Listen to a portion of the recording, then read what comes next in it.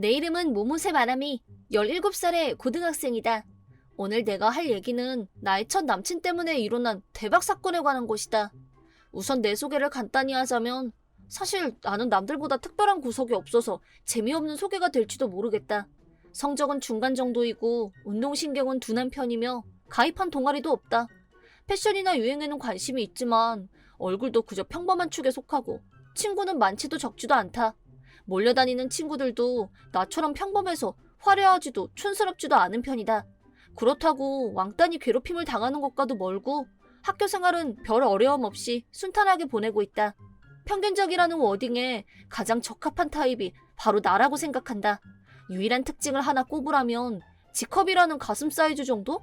주변에서 부럽다고 하는 친구들도 있지만 가슴 크다고 좋을 것도 없고 오히려 징그럽게 생긴 남자들이 자꾸 흘깃거리고 지하철에서 치안을 당한 적도 여러 번이다. 디자인이 마음에 들어도 사이즈가 없을 때가 많고 속옷도 상하 세트로 사기가 힘들다. 내 가슴 사이즈에 맞는 속옷은 디자인도 예쁜 게 거의 없다는 게 나의 불만사항이다. 운동을 좋아하지 않는 것도 움직일 때마다 가슴이 방해가 돼서 신경이 너무 쓰여서이다. 그래서 나는 가능한 일이라면 제발 좀 작아졌으면 좋겠다고 매일 간절하게 기도한다. 내가 그렇게 말하면 너 절벽 앞에서 그게 할 소리니? 그렇게 화내는 친구들도 있지만 입장을 바꿔서 생각하면 가슴 큰 여자들은 좋은 게 많잖아. 어쩌고 하는 게 더 열받고 짜증난다는 걸 아는지 모르는지. 왕가슴도 절벽도 가장 부러운 건 표준 사이즈라는 것에 의견 일치. 소모적 말싸움은 종결되지만 이게 뭐라고 이 얘기를 이렇게 길게 하고 있지? 또 사춘기를 지난 나이이다 보니 연애에도 관심이 있다. 하지만 17살이 되기 전까지 남자친구가 한 명도 없었다. 또 얘기하는데 가슴 사이즈 때문에 남자들을 반사적으로 피하는 습관이 생기다 보니 이것도 남친이 없는 이유 중에 하나일지도 모르겠다. 하지만 그러던 어느 날 저기 잠깐 시간 있어? 괜찮아. 왜? 수업이 끝나고 혼자서 집에 가고 있을 때 같은 학년인 후지나미 미키야가 말을 걸어왔다. 아무도 없는 곳으로 데려가더니 그러더니 너 나 어떻게 생각해? 나랑 사귀지 않을래? 뭐? 난데없이 고백을 받았다. 미키야는 대의원 활동을 같이 하고 있지만 몇 번 말해본 게 전부라서 고백을 받은 게 너무 의외였다.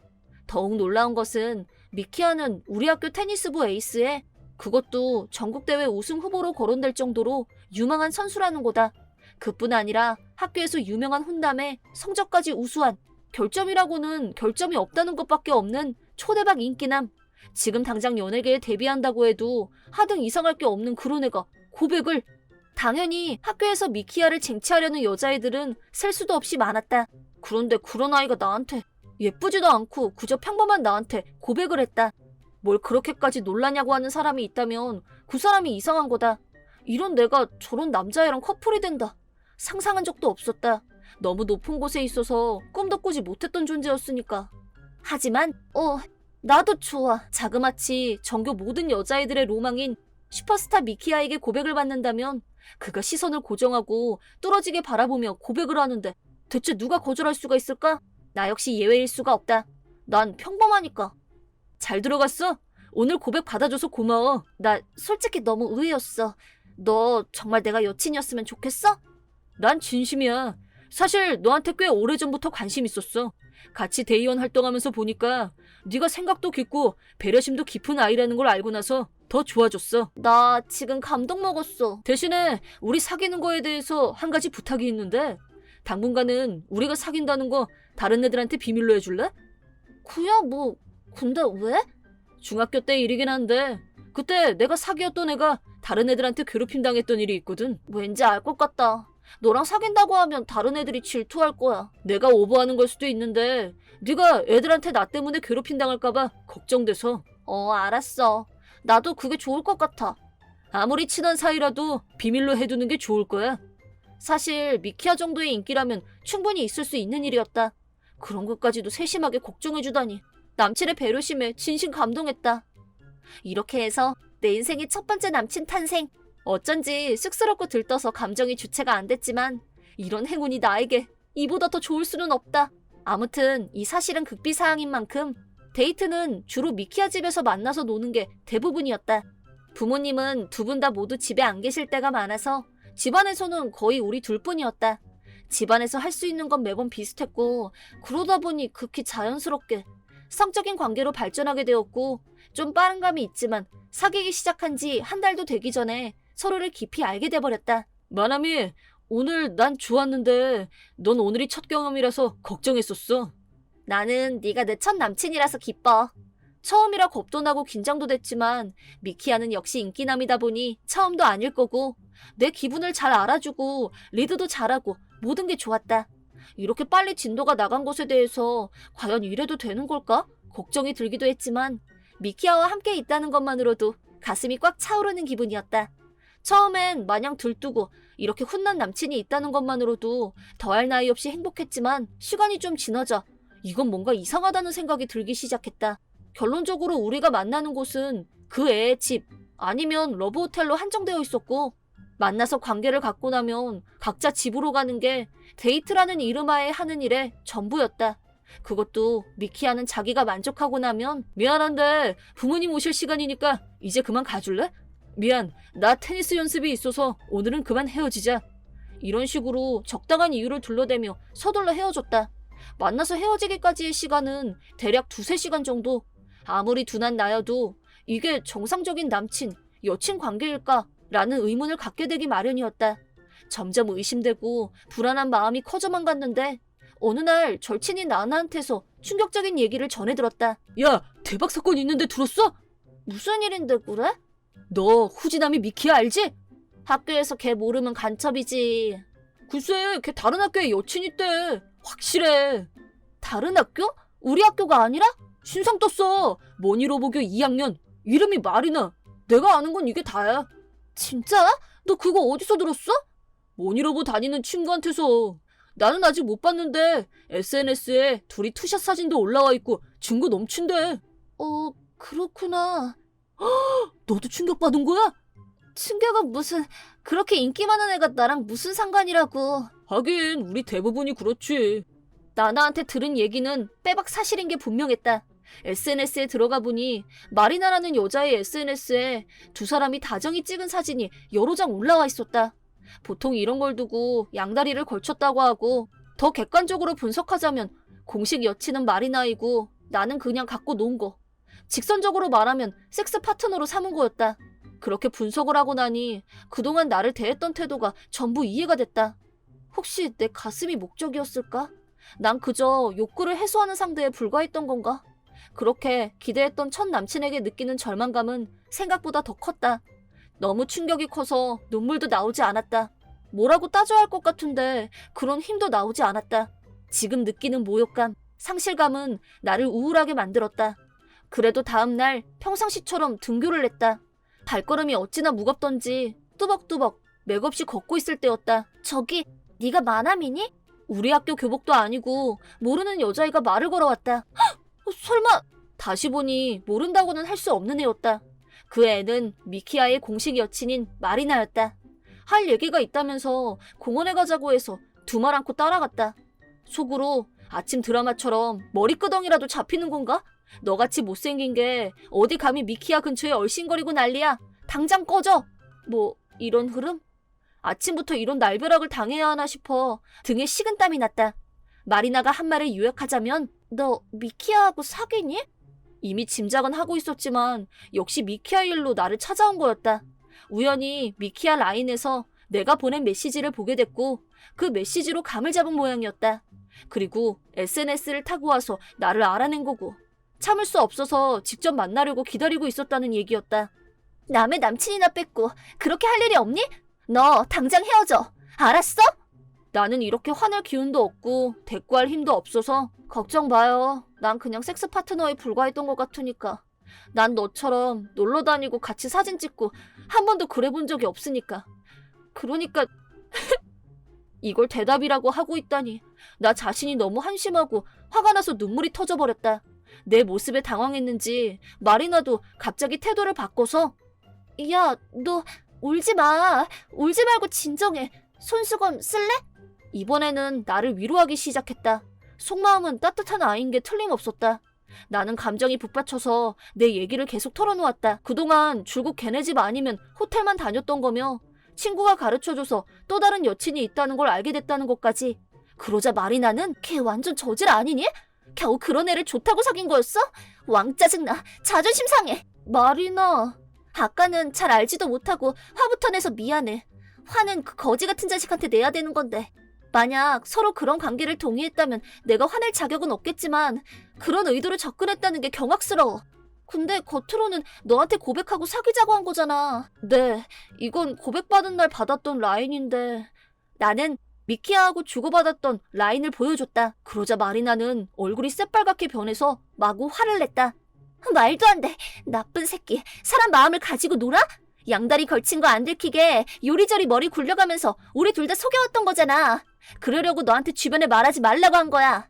진짜 속셈은 널 그냥 자기 편한 대로 이용하려고 한 거고 용서 못해. 처음 비밀로 하라고 했을 때 이상하다는 생각을 했어야 했는데. 미안한데 너 관상 보니까 남친 별로 안 사귀어본 것 같고 속을 수밖에 없었을 거야. 미키아가 첫 남친이라고 생각했었어요. 열받아. 그 자식 대가리에 뭐가 들은 거야 대체? 억울해서 엉엉 우는 나를 마리나가 다가와서 꼭 안아줬다. 울고 싶은 만큼 실컷 울어. 너하고 난 오늘부터 미키아라는 놈하고 끝내는 거야. 이렇게 해서 이른 아침 등굣길에 미키아와 헤어질 결심을 한 후 우리 사이에 묘한 동지애가 싹트기 시작했다. 그리고 우리도 당하고만 있을 수 없으니까 멋지게 복수 한 판 벌이는 게 어때? 그 자식이 본색을 숨기고 훈남의 왕자 대우받는 꼴을 어떻게 보고만 있어? 피해자가 계속 생길 텐데. 맞아요. 철저히 응징을 해야 돼. 우리는 어느 순간 저질난 미키아를 처절하게 응징하기 위한 2인조 동맹을 결성했다. 지금 집에서 하고 있나 봐. 그래요? 그럼 마리나도 끼고 싶다고 넌지시 말해봐. 지금 라인 보냈거든? 괜찮을까? 괜찮을 거야. 문제 없어요. 마리나처럼 예쁜 여친을 자랑하고 싶지 않겠어? 답장 왔다. 괜찮아. 어여와 어여. 라는데? 작전 1단계 성공. 집에 가서 뭐 해야 되지? 작정대로 분위기가 무르익으면 동영상 촬영해야죠. 사진 찍는 척하면서 자연스럽게. 의심하면 어떡하지? 그건 걱정 안 해도 될 것 같아. 벌써 분위기가 많이 무르익었을 테니까. 그래, 그럼 촬영해서 너한테 지면 되는 거지? 응, 그럼 내가 쫙 퍼뜨릴게. 그리고 이런 작전을 세운 지 일주일 후. 이거 진짜야? 미키아가? 혼란 깨네. 걔 테니스부는 어떻게 되는 거냐? 오늘 교무실에서 비상회의 열렸대. 아무래도 징계수위 높을 것 같은데? 학교 전체가 미키아에 관한 일로 술렁거렸다. 원래부터 주목받는 존재였지만 이번 일은 결이 다른 일로 화제가 된 터라 더 말이 많았다. 현재 미키아는 벼랑 끝, 아님 가시방석에 앉아있는 기분일 것이다. 역시나 얼굴 표정을 보니 본인도 견디기 힘든 시련인 게 분명했다. 무기징역 아니면 사형, 둘 중 어느 쪽이 될지 판결을 기다리는 초조한 죄수의 표정이 혹시 저렇지 않을까 싶었다. 그리고 오주남이 잠깐 교무실로 와. 네. 드디어 판결을 선고받을 순간이 다가온 것 같았다. 다시 상황을 일주일 전으로 되돌리면 나와 마리나가 라인을 주고받으며 작전을 짰던 내용은 그때 미키아 집에서 한참 벌어지고 있던 술파티에 관한 거였다. 사실 미키아에게는 숨겨둔 비밀이 하나 더 있었는데 중딩 때 친구들을 정기적으로 집으로 불러서 술을 마시고 노는 취미가 있었다. 나는 미키아에게 얼핏 그런 얘기를 들은 적이 있었고 그때는 그저 의외로 불량기도 좀 있구나 정도로 여기고 깊게 생각하지 않았었다. 하지만 마리나와 동맹을 맺고 난 후 가장 먼저 생각난 게 바로 이 술파티였다. 이걸 증거로 잡기만 하면 하는 생각에 마리나가 현장으로 잠입을 하게 된 것이다. 그 다음은 분위기를 띄우면서 술파티 현장을 동영상으로 촬영하는 데 성공했다. 물론 마리나는 술을 입에 대지 않았고 얼굴이나 목소리도 들어가지 않게 세심한 주의를 기울이면서 힘들게 영상을 건졌다. 그 다음 바통을 이어받은 나는 내 이름이 아닌 다른 어카운트로 동영상을 올렸고 나도 우연히 발견한 것처럼 친구들한테 이렇게 보여주었다. 얘들아 이거 봐봐. 우연히 발견했는데 진짜 대박이야. 오늘 기분 죽인다. 나 취한 것 같아. 달리자. 이거 미키아 맞아? 어디서 이렇게 우연히 본 것처럼 자연스럽게 연기를 하면서 동영상을 보여줬다. 학교에서 나와 미키아가 사귄 사실은 아무도 몰랐기 때문에 내가 이러고 다니는 걸 이상하게 생각하는 애들은 없었다. 작전대로 순식간에 동영상은 전교생에게 퍼져나갔다. 마지막엔 선생님들도 다 알게 되었고 미키아는 징계를 피할 수 없게 된 것이다. 만약 술을 마신 게 들통난 정도라면 학교를 대표하는 인물인 미키아에게 가볍게 주의를 주고 끝내고 묻힐 수도 있었다. 하지만 이 경우는 전교생이 모르는 애가 없었고 동영상이 인근 학교까지 퍼져나가는 걸 막을 수 없었다. 결정적으로 학부형들까지 다 알게 되고 학교로 항의가 빗발치는 상황에 이르자 사태가 심각하다는 걸 학교 측도 인지하게 되었다. 이렇게 된 이상 모두가 납득할 만한 징계가 필요했고 가장 높은 수위의 징계인 퇴학 처분을 받게 되었다. 학내 누구도 그 결정에 불만을 품은 사람도 없었다. 또 미키아와 같이 술을 마셨던 애들도 보기 좋게 정학 내지 퇴학 처분을 당했다. 결론적으로 술 파티는 멤버 전원 퇴학 잔치로 마무리를 맺었다는 이야기. 학교에서는 퇴학을, 집에서는 부모님께 설교를, 화가 난 미키아 부모님은 당분간 외출 금지, 핸드폰 몰수에 강경 조치를 하셨고 준비되는 대로 문제 학생의 갱생을 교육 방침으로 내세운 어디 산속에 있는 기숙학교로 편입을 할 예정이라고 한다. 내가 이런 사정을 자세히 알고 있는 것은 마리나가 미키아를 보러 집에 갔다 왔기 때문이다. 그 동영상 네가 범인이지? 너 대체 나한테 왜 그런 거야? 어? 너 내 여친이잖아. 근데 어떻게 그럴 수가 있어? 정말 몰라? 그거야 양다리나 걸치는 저질 양아치한테 그의 응당한 벌을 내리기 위해서지. 뭐래니? 너 뭔 소리 하는 거야? 너 여친이 나 말고 한 명 더 있잖아. 마남이라고. 그렇게 착한 애한테 네가 한 짓은 이 정도로도 용서가 안 돼. 네가 걔를 어떻게 알아? 넌 네가 완벽하게 속일 수 있다고 착각한 게 문제야. 마나미를 만나러 직접 학교 근처로 찾아갔고 맞짱까지 뜨려고 했었는데 그런 일이 있었다고? 그랬더니 정말 경악스럽더라. 너 같은 쓰레기를 남친이라고. 어이상실. 그래서 맞짱들 타깃을 바꾸기로 했어. 너의 첫 번째 죄는 사기죄야. 그렇게 착한 애한테 고백하고 사귀자고 해놓고 이용만 했어. 그러면서 남들한테 날 여친이라고 떠벌리고 다녔니? 쓰레기 같은 놈아! 마리나가 내가 하고 싶은 얘기를 전부 대신해줬기 때문에 속이 후련해졌다. 지금 마리나가 마키한테 퍼붓는 건 미리 전화를 연결해두었기 때문에 리얼타임으로 생생하게 들을 수 있었다.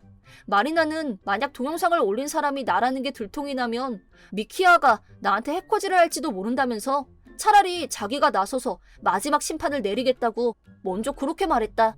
이렇게 든든한 백이 생길 줄이야. 이렇게 좋은 애를 두고 왜 헛짓거리를 하고 다녔을까? 잘 만났으면 본인도 우리도 아무도 상처받지 않았을 텐데. 아무리 그렇다고 해도 이건 너무 심하잖아. 나 학교에서 퇴학당했어. 나 이제 산속에 있는 거지 같은 학교에 갇혀서 살아야 돼. 알아? 넌 정말 좋은 부모님을 뒀구나. 갱생의 기회를 다 열어주시고. 이제라도 깊이 반성하고 뉘우치도록 해. 내가 무슨 죽을 죄라도 줬어? 술은 나만 마시냐고. 다른 애들도 다 마셔. 나만 억울하게 들킨 거라고. 너처럼 자기밖에 모르는 사람은 언젠가 더 큰 사고치고도 남을 거야. 너만 아니었으면 나는 학교에서 집에서 모든 게 다 완벽했어. 너 아직 모르는 것 같은데 너랑 술파티 같이 간 친구 중에 한 명 지금쯤 경찰에 잡혀갔을 거야. 뭐라고? 각성제 복용했다던데 너네들 소변검사 받았지? 너도? 설마? 어떤 학교 운동부에서 각성제 흡입한 게 들통나서 발칵 뒤집혔대. 그래서 다른 학교랑 우리 학교 운동부도 일괄 조사를 받게 된 거고. 만약에 너 취한 상태에서 친구한테 약 받은 거면 어떻게 되겠니? 정말 기억나는 거 없어? 난 잠깐 상상한 것만으로도 소름이 돋던데. 솔직히 너 술 마시는 거 못마땅했고 몇 번이나 말렸었어. 학교에서 알게 되면 정학 아님 퇴학이라고. 그때마다 난 괜찮아. 선생님들이 예뻐하시니까. 내 편 들어줄 친구들도 많고 그러면서 들은 척도 안 했어. 나 사실 너랑 사귀는 거 많이 고민됐었어. 네가 스스로 자기 무덤을 팔 것 같은 예감이 든 게 한두 번이 아니라서. 마리나! 마약이라니. 마리나가 하는 말은 충격 이상의 충격이었다. 도저히 무슨 말이 떠오르지 않았다. 단순한 탈선이 아니라 그 정도면 범죄인데? 고등학생 신분으로 그런 짓을 하다니. 그것도 이렇게 가까운 내 주변에서 그런 일이 일어나다니 너무 충격이었다. 그리고 만약 미키아가 각성제를 복용했다면 나나 마리나한테도 그런 악마의 손길이 뻗쳤을지도 모른다. 충격을 넘어 공포스럽기까지 한 얘기를 들으며 이런 얘기를 미키아 앞에서 당당하게 비판할 수 있다니 마리나가 새삼 존경스럽기까지 했다. 난 너를 절대 용서할 수 없어. 나하고 마나미를 배신하고 모욕감을 안겼고 상처를 줬어. 평생 용서하지 않을 거야. 산속이든 어디든 제발 새 사람이 돼서 나와라. 그리고 우리 눈에 안 띄는 곳에 가서 행복하게 잘 살아. 그 말을 마지막으로 마리나와 미키아의 대화는 끝이 났다. 나는 마리나와 공원에서 만났고 다시 한번 서로를 안아줬다. 그때 마리나는 조용히 눈물을 흘렸다. 마리나 정말 대단한 것 같아. 나라면 하고 싶은 말을 반도 못했을 텐데. 아니야. 네가 듣고 있으니까 나도 하고 싶은 말을 다 할 수 있었어. 그래도 미키야, 정신 차렸으면 좋겠다. 두 번 다시 만나고 싶지 않지만 우리가 할 수 있는 범위에서 벌은 충분히 내렸고 나머지는 알아서 해결되지 않을까? 우리 이러지 말고 자축 파티 안 할래? 패밀리 레스토랑에서. 콜, 나는 디럭스 스트로베리 파르페. 나는 그럼 디럭스 바나나 파르페. 너 근데 말투 반말로 통일 좀 해라. 동갑끼리 웬 존데? 우린 한편이잖아. 그래. 나는 미키아에게 속았고 그 사실은 깊은 상처로 남았다. 하지만 대신에 언제나 함께이고픈 베프를 얻게 되었다. 마리나와 나는 고등학교 졸업 후에도 줄곧 친하게 지내고 있다. 마리나는 조금 있으면 멋진 남친과 결혼식을 올릴 예정이고 현재 행복 절정에 있다. 나는 결혼식에서 친구 축사를 맡게 됐는데 지금부터 너무 떨려서 잠이 다 안 올 지경이다. 나 실감이 안 나. 정말 결혼하는 거 맞아? 남자들도 눈이 있는데 세젤리의 마리나를 누가 그냥 두겠어? 헐, 스타일은 네가 더 좋은 거 알지? 너 내 가슴 놀리는 거야? 아니야. 난 소원이 있다면 하루라도 빨리 너한테서 남녀 상열지사 얘기를 들어보는 거야. 내가 요즘 열정적으로 일을 하는 중이라 남녀 상열지사는 당분간 잊어줘. 우리 신랑 친구들 솔로 엄청 많거든? 맘에 드는 사람 있으면 찍어서 나한테 말해? 알았어. 기대된다. 유머 감각에 배려심 많고 예쁜 나의 베프 마리나.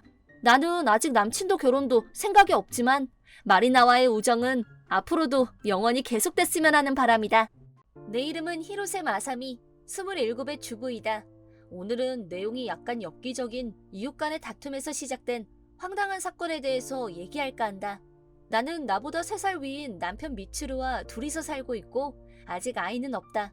이제 슬슬 아이를 갖고 싶지만 남편이 워낙 취미생활에 빠져있는 사람이라 시간만 나면 바다로 강으로 낚시에만 정신이 팔려있다는 게 문제이다. 어쩔 때는 좀 집에 있지. 내 생각은 안 하나?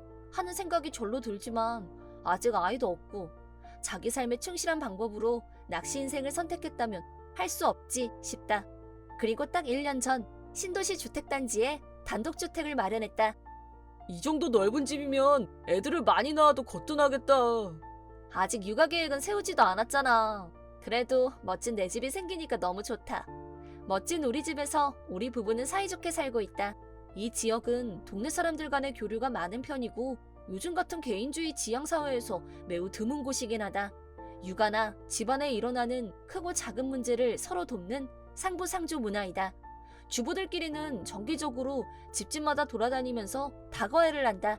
크리스마스, 헬로윈 같은 이벤트가 있을 때에는 아이들을 대상으로 이벤트를 함께 열기도 한다. 이렇게 일이 많은 동네 분위기는 호불호가 갈리겠지만 나는 한 동네 사는 사람들끼리 교류가 많은 것에 찬성하는 편이라서 이런저런 행사에 참여하는 걸 생활의 작은 원동력으로 삼고 있다. 비록 나는 아직 아이가 없지만 아이들을 좋아하기 때문에 이웃집 아이들과 어울리는 것도 마냥 즐겁고 주변 사람들의 행복을 나도 조금 나눠 갖는 기분이 들 때가 많다.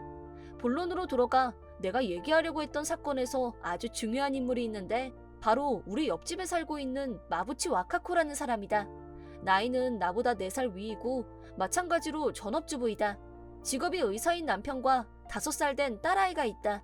전반적으로 느낌이 나쁘지 않았고 모임에서는 리더격인 사람이다. 나도 별 문제 없이 사이좋게 지내고 있었는데 어느 날이었다. 장소는 우리 집. 몇몇 주부들이 모여서 차를 마시며 얘기를 하고 있었다. 그날은 쉬는 날이었고 남편도 회사가 쉬는 날이지만 낚시 여행을 간다며 어젯밤부터 나가서 집에 없었다.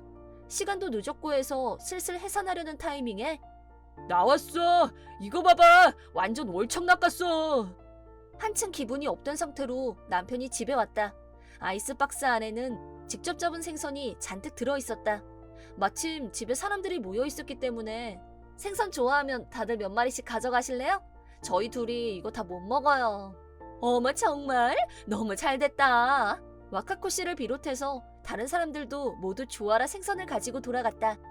그런데 불과 몇 시간 후 지금 뭐 하자는 거야?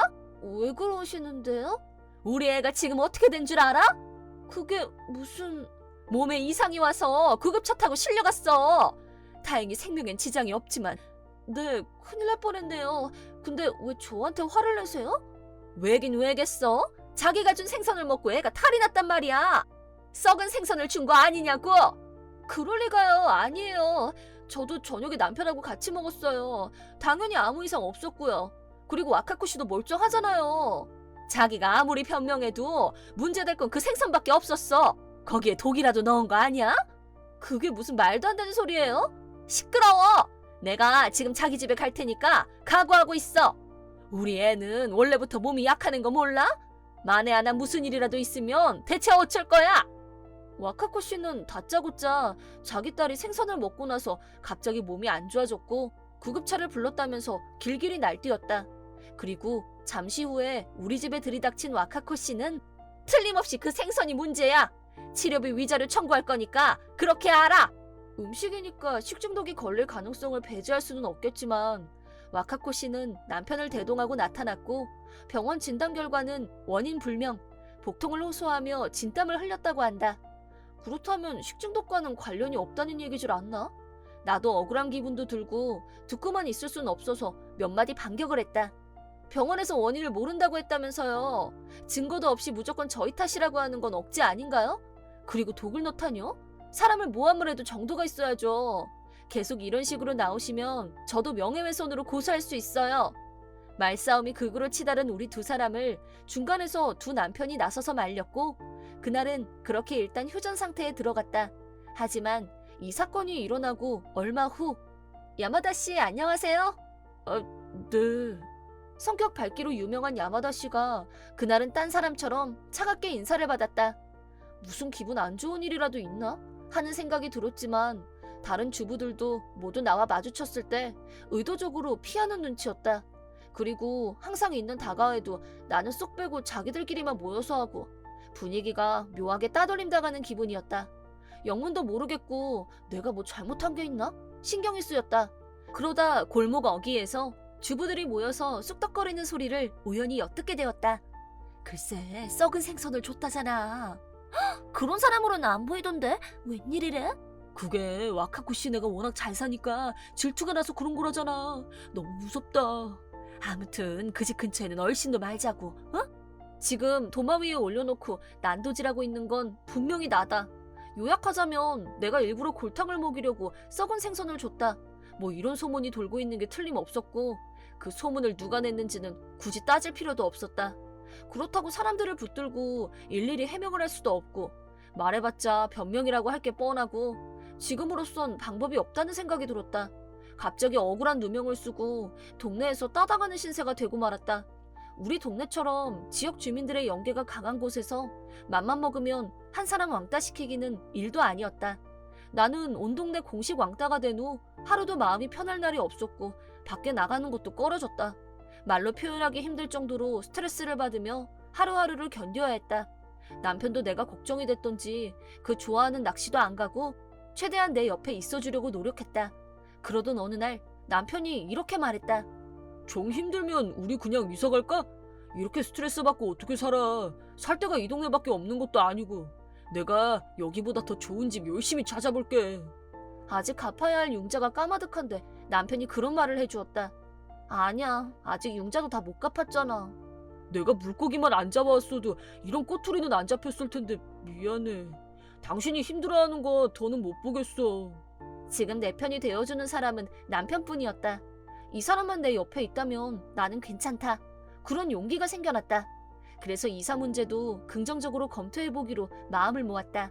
그리고 얼마 후 의외의 인물이 연락을 해왔다. 안녕하세요. 갑자기 연락드려서 죄송합니다. 저는 와카코 남편 히로키입니다. 네, 안녕하세요. 그런데 제 아이디는 어떻게 하셨어요? 전에 크리스마스 이벤트 준비하면서 단톡방 만들었던 거 기억하세요? 그때 아이디 교환했었어요. 개인적으로 라인을 보내서 놀라셨을 텐데 죄송합니다. 아니에요. 그런데 저한테 무슨 용건이시죠? 혹시 치료비 위자료 그런 일 때문이라면 곤란한데요? 아니에요. 그런 일 아닙니다. 아주 관계가 없다고는 할 수 없지만 대체 무슨 말씀이신지. 신뢰가 되는 줄은 알지만 댁으로 찾아가서 말씀을 드리고 싶은데 괜찮을까요? 사안이 라인으로 할 얘기가 아닌 것 같아서요. 그럼 오셔서 말씀하세요. 히로키 씨는 의미심장한 말을 던졌고 대체 무슨 일인지 불안해지기 시작했다. 일단 남편에게 방금 주고받은 라인을 보여주자 느낌이 쎄한 게 보통 일은 아닌 것 같다. 나도 같이 들을게. 라고 말해줬다. 그리고 와카코 씨 남편 히로키 씨가 우리 집에 왔다. 우리는 나란히 앉아 얘기를 들을 마음의 준비를 했다. 우리가 들은 내용은 등골이 오싹해질 정도로 공포스러웠고 만약 그게 사실이라면 그동안의 일을 어쩌다 일어난 이웃 간의 마찰로 치부하고 넘어갈 수 없다는 걸 알았다. 히로키 씨는 얘기를 다 털어놓더니 우리에게 머리를 숙이면서 말했다. 두 분께서 꼭 도와주셨으면 합니다. 부탁드립니다. 이렇게 된 이상 간원대까지 가봐야겠다는 생각이 들었다. 나와 남편은 히로키 씨의 부탁을 들어주기로 했다. 안녕하세요. 할 얘기가 있어서요. 뭔데? 남편하고 상의를 해봤는데요. 지난번 따님 일이요. 정식으로 사과드리고 싶어서요. 그게 사과한다고 될 일이야? 저도 말로 끝낼 일이 아니란 거 잘 알고요. 그래서 치료비하고 위자료를 지불하려고요. 이제야 좀 정신을 차렸나 보네. 좋아. 그럼 내가 내일 받으러 갈게. 그리고요, 사과하는 의미라고 하긴 뭐하지만 내일 저희 집에서 식사 같이 하시는 건 어떠세요? 와카코 씨가 좋아하는 술이랑 안주, 디저트로 케이크도 제가 다 준비했거든요. 어머, 뭘 그렇게까지? 미안해지게. 그런 말씀 마세요. 제가 미안하죠. 그럼 성의를 봐서라도 내가 내일 꼭 갈게. 내가 초대를 하자 신이 난 와카코 씨는 우리 집에 위풍당당하게 들어왔다. 뭘 이렇게 많이 차렸어. 내가 괜히 미안해지게. 아니에요. 사과드리는 건데 이 정도도 약소하죠. 입에 맞아야 할 텐데 어서 드셔보세요. 내가 준비한 음식, 디저트, 술을 보더니 입맛을 다시며 표정이 확 풀린 와카코 씨. 이 타이밍에 작전대로 잽을 날리기로 했다. 그나저나 따님이 몸이 약해서 정말 걱정이네요. 그런 딸을 헌신적으로 돌보는 와카코 씨는 정말 훌륭한 어머니이신 것 같아요. 그렇게까지야. 엄마라면 당연히 해야 할 일일 뿐인데. 오늘도 몸이 아파서 입원해 있다면서요? 오늘은 검사 입원이라서 면회 금지야. 그래서 내일 아침 일찍 가보려고. 정말 힘드시겠어요. 저도 이 다음에 아이가 태어나면 와카코 씨처럼 아이 옆을 항상 지켜주는 엄마가 되고 싶어요. 그렇게 시종일관 아픈 딸을 돌보는 훌륭한 엄마로 칭송을 해줬더니 와카코 씨는 점점 기분이 좋아지는 눈치였다. 히로키 씨에게 들었던 그대로였다. 진짜 맞는구나. 그런 확신이 든과 동시에 등이 쭈뼛할 정도로 소름이 돋는 것을 느끼며 계속 얘기를 했다. 그리고 저녁 8시 우리 집에 또 한 사람의 손님이 왔다. 당신 기분이 참 좋아 보이네? 당신이 여기로 어떻게 왔어? 오늘 늦는다고 그랬잖아. 손님은 바로 히로키 씨. 평소에 볼 수 없었던 무서운 얼굴로 와카코 씨를 노려봤다. 히로키 씨의 예상이 정확하게 적중해서였을까? 당신 애한테 무슨 짓을 저질렀는지 알기나 해? 그러고도 엄마야? 광기에 가까운 분노로 와카코 씨를 비난했다. 아마 나라도 그랬을 것 같다. 지난번에 히로키 씨가 우리 집에 직접 찾아와서 한 말은 이런 내용이었다. 어느 날 한밤중에 물을 마시러 주방으로 간 히로키 씨는 주방에 서 있는 와카코 씨를 봤다. 아직 안 잤어? 깜짝이야. 말을 골자 소스라치게 놀란 와카코 씨. 정체를 알 수 없는 액체가 들어있는 병, 그리고 매일 아침 딸아이가 마시는 우유팩을 손에 들고 있었다. 뭐라는 거냐고 묻는 질문에 항상 먹는 약을 우유에 타고 있었어. 이렇게 하면 약을 잘 먹거든. 라고 대답하고는 무표정한 얼굴로 우유를 냉장고에 넣었고 액체가 든 병을 손에 든 채로 방으로 도망치듯 들어갔다고 했다. 정신과 전문의인 히로키 씨는 그런 아내의 모습에서 불길한 예감을 강하게 받았다고 한다. 히로키 씨의 머릿속에 떠오른 것은 상상만으로도 끔찍한 일이었지만 정신질환의 일종인 대리 미나우젠 증후군이었다. 우선 미나우젠 증후군이란 본인이 직접 약이나 독약을 마시거나 혹은 일부러 자해를 하거나 해서 병원에서 치료를 받고 싶어하는 정신질환을 말한다. 자신을 해치는 자해 행위를 지속 반복하는 이유나 원인에 대해서는 여러 가지 의견들이 나오고 있지만 리스트컷 증후군과는 성격이 다르고 어디까지나 내가 아픈 상태라는 걸 보여주려는 것이 이 증후군의 큰 특징이라고 한다. 치료를 받는 과정에서 환자는 약자로서 의사나 간호사에게 세심한 배려를 받게 되고 누군가로부터 자신이 항상 주목을 받고 있다. 이런 착각이 쾌감으로 바뀌는 것일 수도 있다는 의견이 있다고 한다. 정상인 입장에서는 뭔 소린지 이해가 안 되지만 의사를 찾아가서 치료를 받은 일에 과도로 집착하는 정신질환 환자들이 의외로 많다고 한다. 하지만 대리 미나우젠 증후군이란 자신이 아닌 타인을 의사에 진찰받게 하는 것에 집착하는 특징이 있는데, 예를 들어 자기 아이에게 독극물을 먹여서 일부러 병이 나게 만드는 끔찍한 수법을 사용해서 자기는 병약한 아이를 돌보는 헌신적인 어머니이고 애처로운 엄마라는 타이틀로 세간의 주목을 받는 일에 집착하는 타입이 많다고 한다.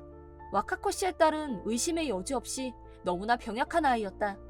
툭하면 열이 나서 유치원에 빠지고 최소 한 달에 한 번은 건강이 나빠져서 병원에 찾아가 의사의 진찰을 받았다. 단기간 입원을 해서 정밀검사를 받는 일도 허다했다. 하지만 매번 원인 불명이라는 말을 받고 집으로 돌아오는 걸 보면서 같은 의사인 히로키 씨로서는 의문을 가질 수밖에 없었다고 했다. 그러던 차에 와카코 씨의 의심스러운 행동을 직접 목격한 후로 설마 하면서도 자기 아내의 정신질환을 의심하지 않을 수 없었다. 적절한 타이밍에 맞춰서라고 하기는 뭐하지만 현재 자기 딸의 병을 핑계로 앙숙관계가 돼버린 우리한테 도와달라는 부탁을 했던 거고, 와카코 씨가 우리 집에 와서 식사 대접을 받는 동안 히로키 씨는 조용히 집에 돌아가서 와카코 씨의 방을 샅샅이 뒤졌다. 그리고 정체불명의 병을 발견, 독극물 검사를 의뢰하고 조사를 했다고 한다. 당신이 갖고 있었던 건 인체에 해로운 독극물이었어. 극소량을 투입하면 몸에 가벼운 이상이 생기는 정도에서 그치니까 검사도 안 할 거고, 그럼 들킬 위험성도 없다는 걸 알고 한 거야. 대체 이런 걸 어떻게, 왜 손에 넣은 거야? 정말 끔찍해. 그동안 벌였던 모든 악행이 탄로난 와카코 씨는 아니야. 나는 그저... 얼굴이 창백해지면서 벌벌 떨기 시작했다. 지난번 생선 문제도 당신 계략에 적당히 이용한 거 맞지? 평상시보다 약물을 많이 쓰는 바람에 응급차에 실려가는 사태가 벌어지니까 엉뚱하게 마나미 씨에게 받은 생선에 문제가 있었다고 덤터기를 씌운 거야. 아니야. 당신 왜 그래 정말?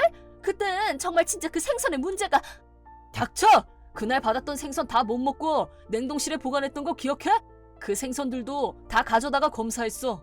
생선에서 당신이 갖고 있던 독극물하고 같은 성분이 검출됐어.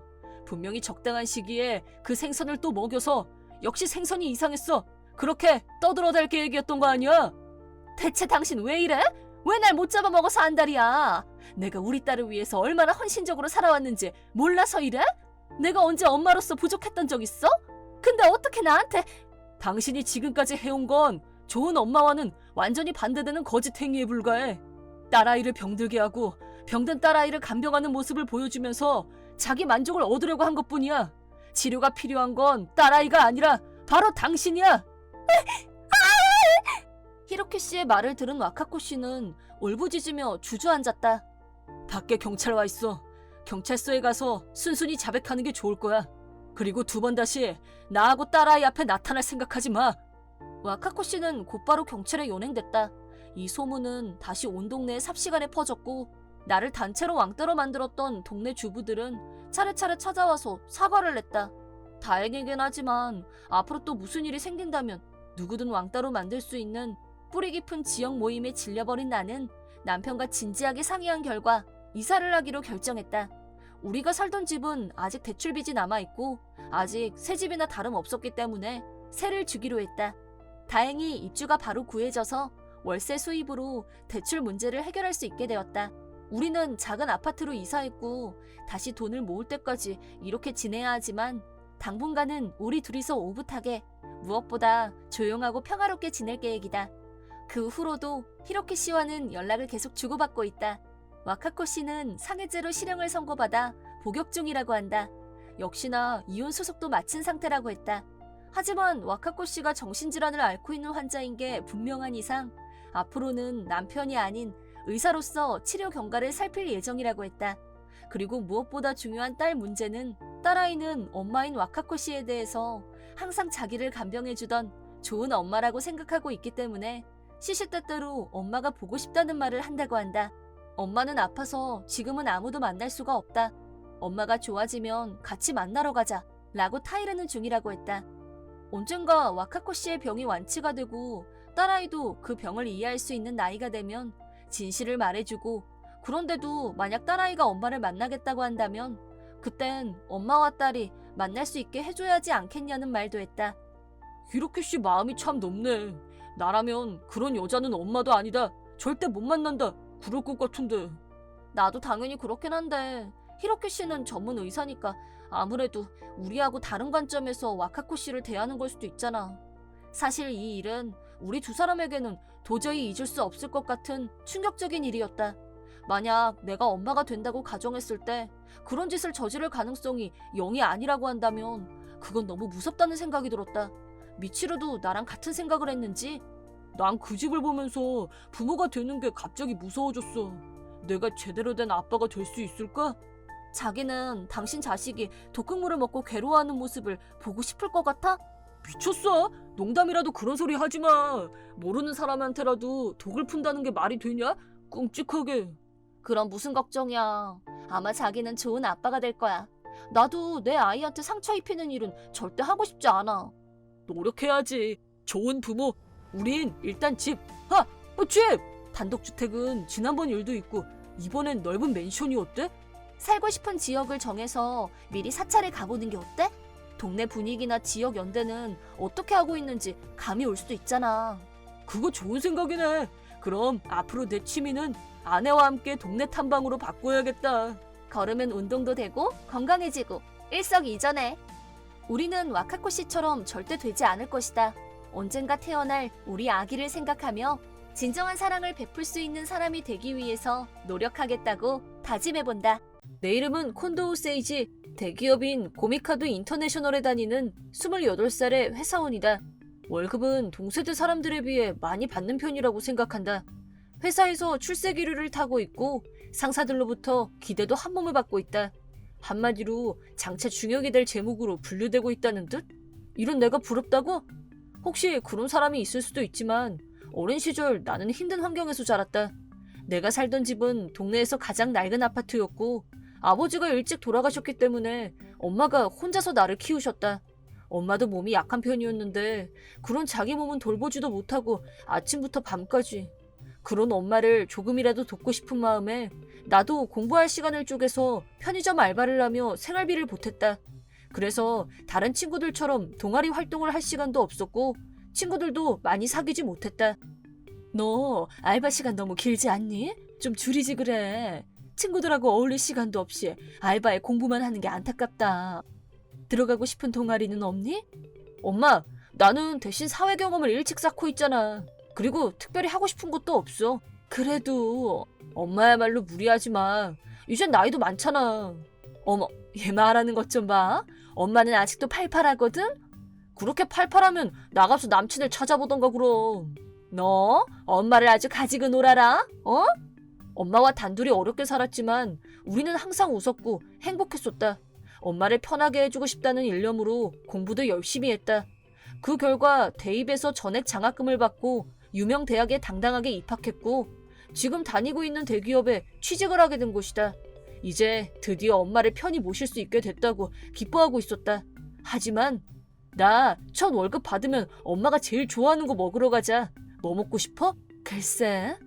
엄마, 미안. 몸이 안 좋아. 수면 부족인가? 엄마! 응급차에 바로 실려갔지만 엄마를 살릴 수 없었다. 엄마의 몸은 이미 망가질 대로 망가져 있었던 것이다.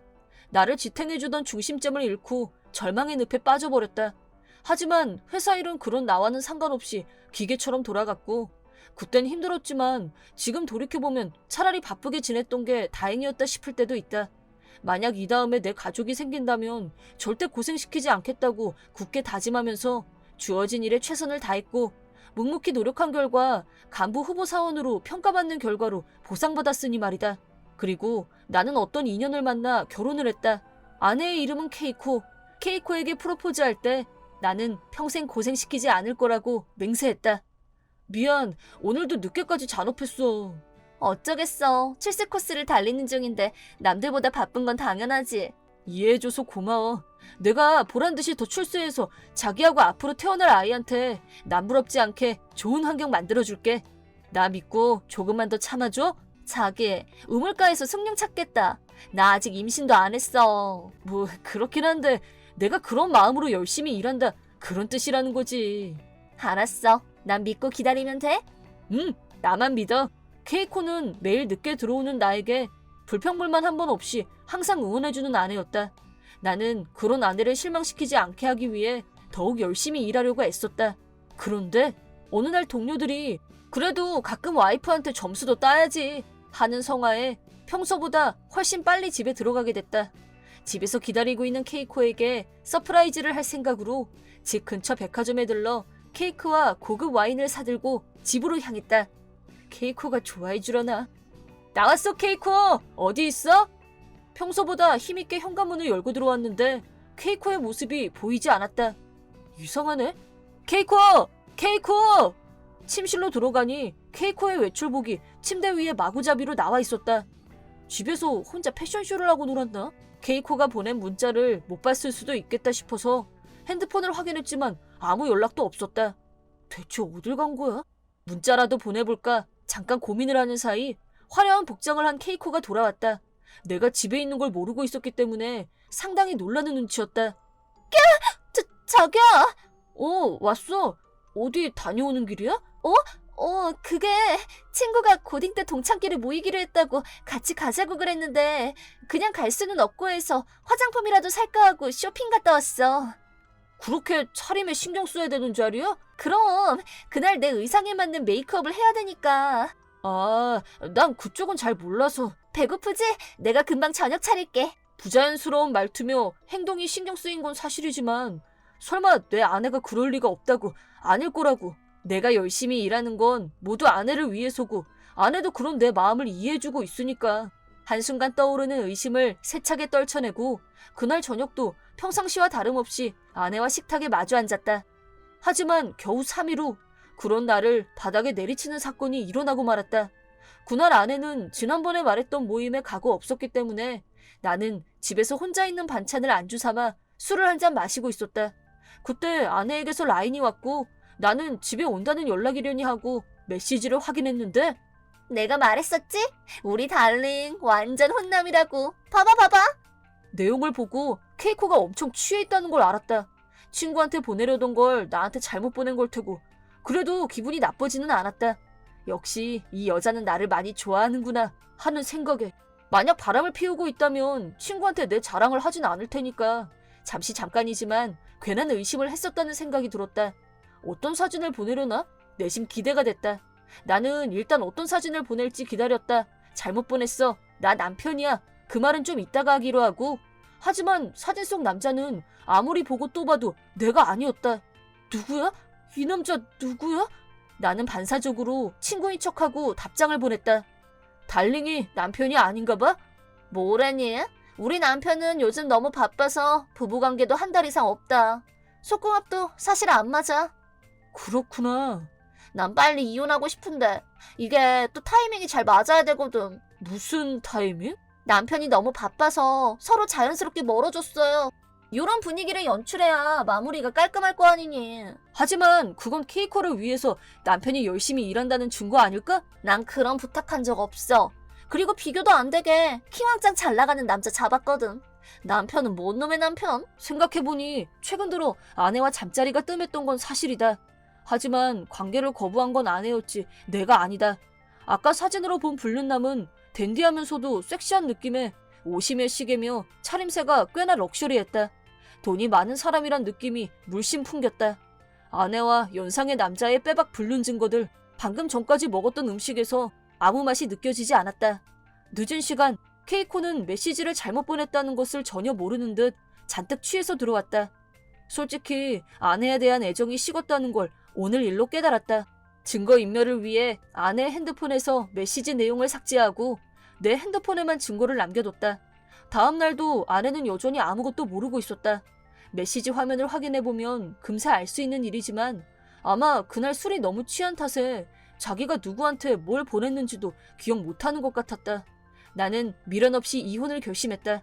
메시지만으로는 증거가 불충분하다는 생각에 결정적인 증거를 확보하기 위해 흥신소에 의뢰했다. 아내가 쏠 약속이 있을 때를 노려서 뒤를 밟은 결과 예상대로 결정적인 순간을 정확하게 포착하고 증거 사진을 확보했다.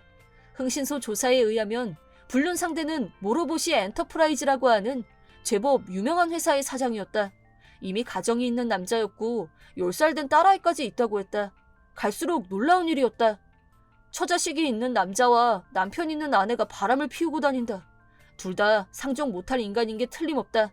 실상을 알수록 이혼에 대한 의지가 굳어져 갔다. 결정적인 증거를 얻은 나는 그날 즉시 아내에게 증거를 보여줬다. 이거 어떻게 된 일인지 설명해봐.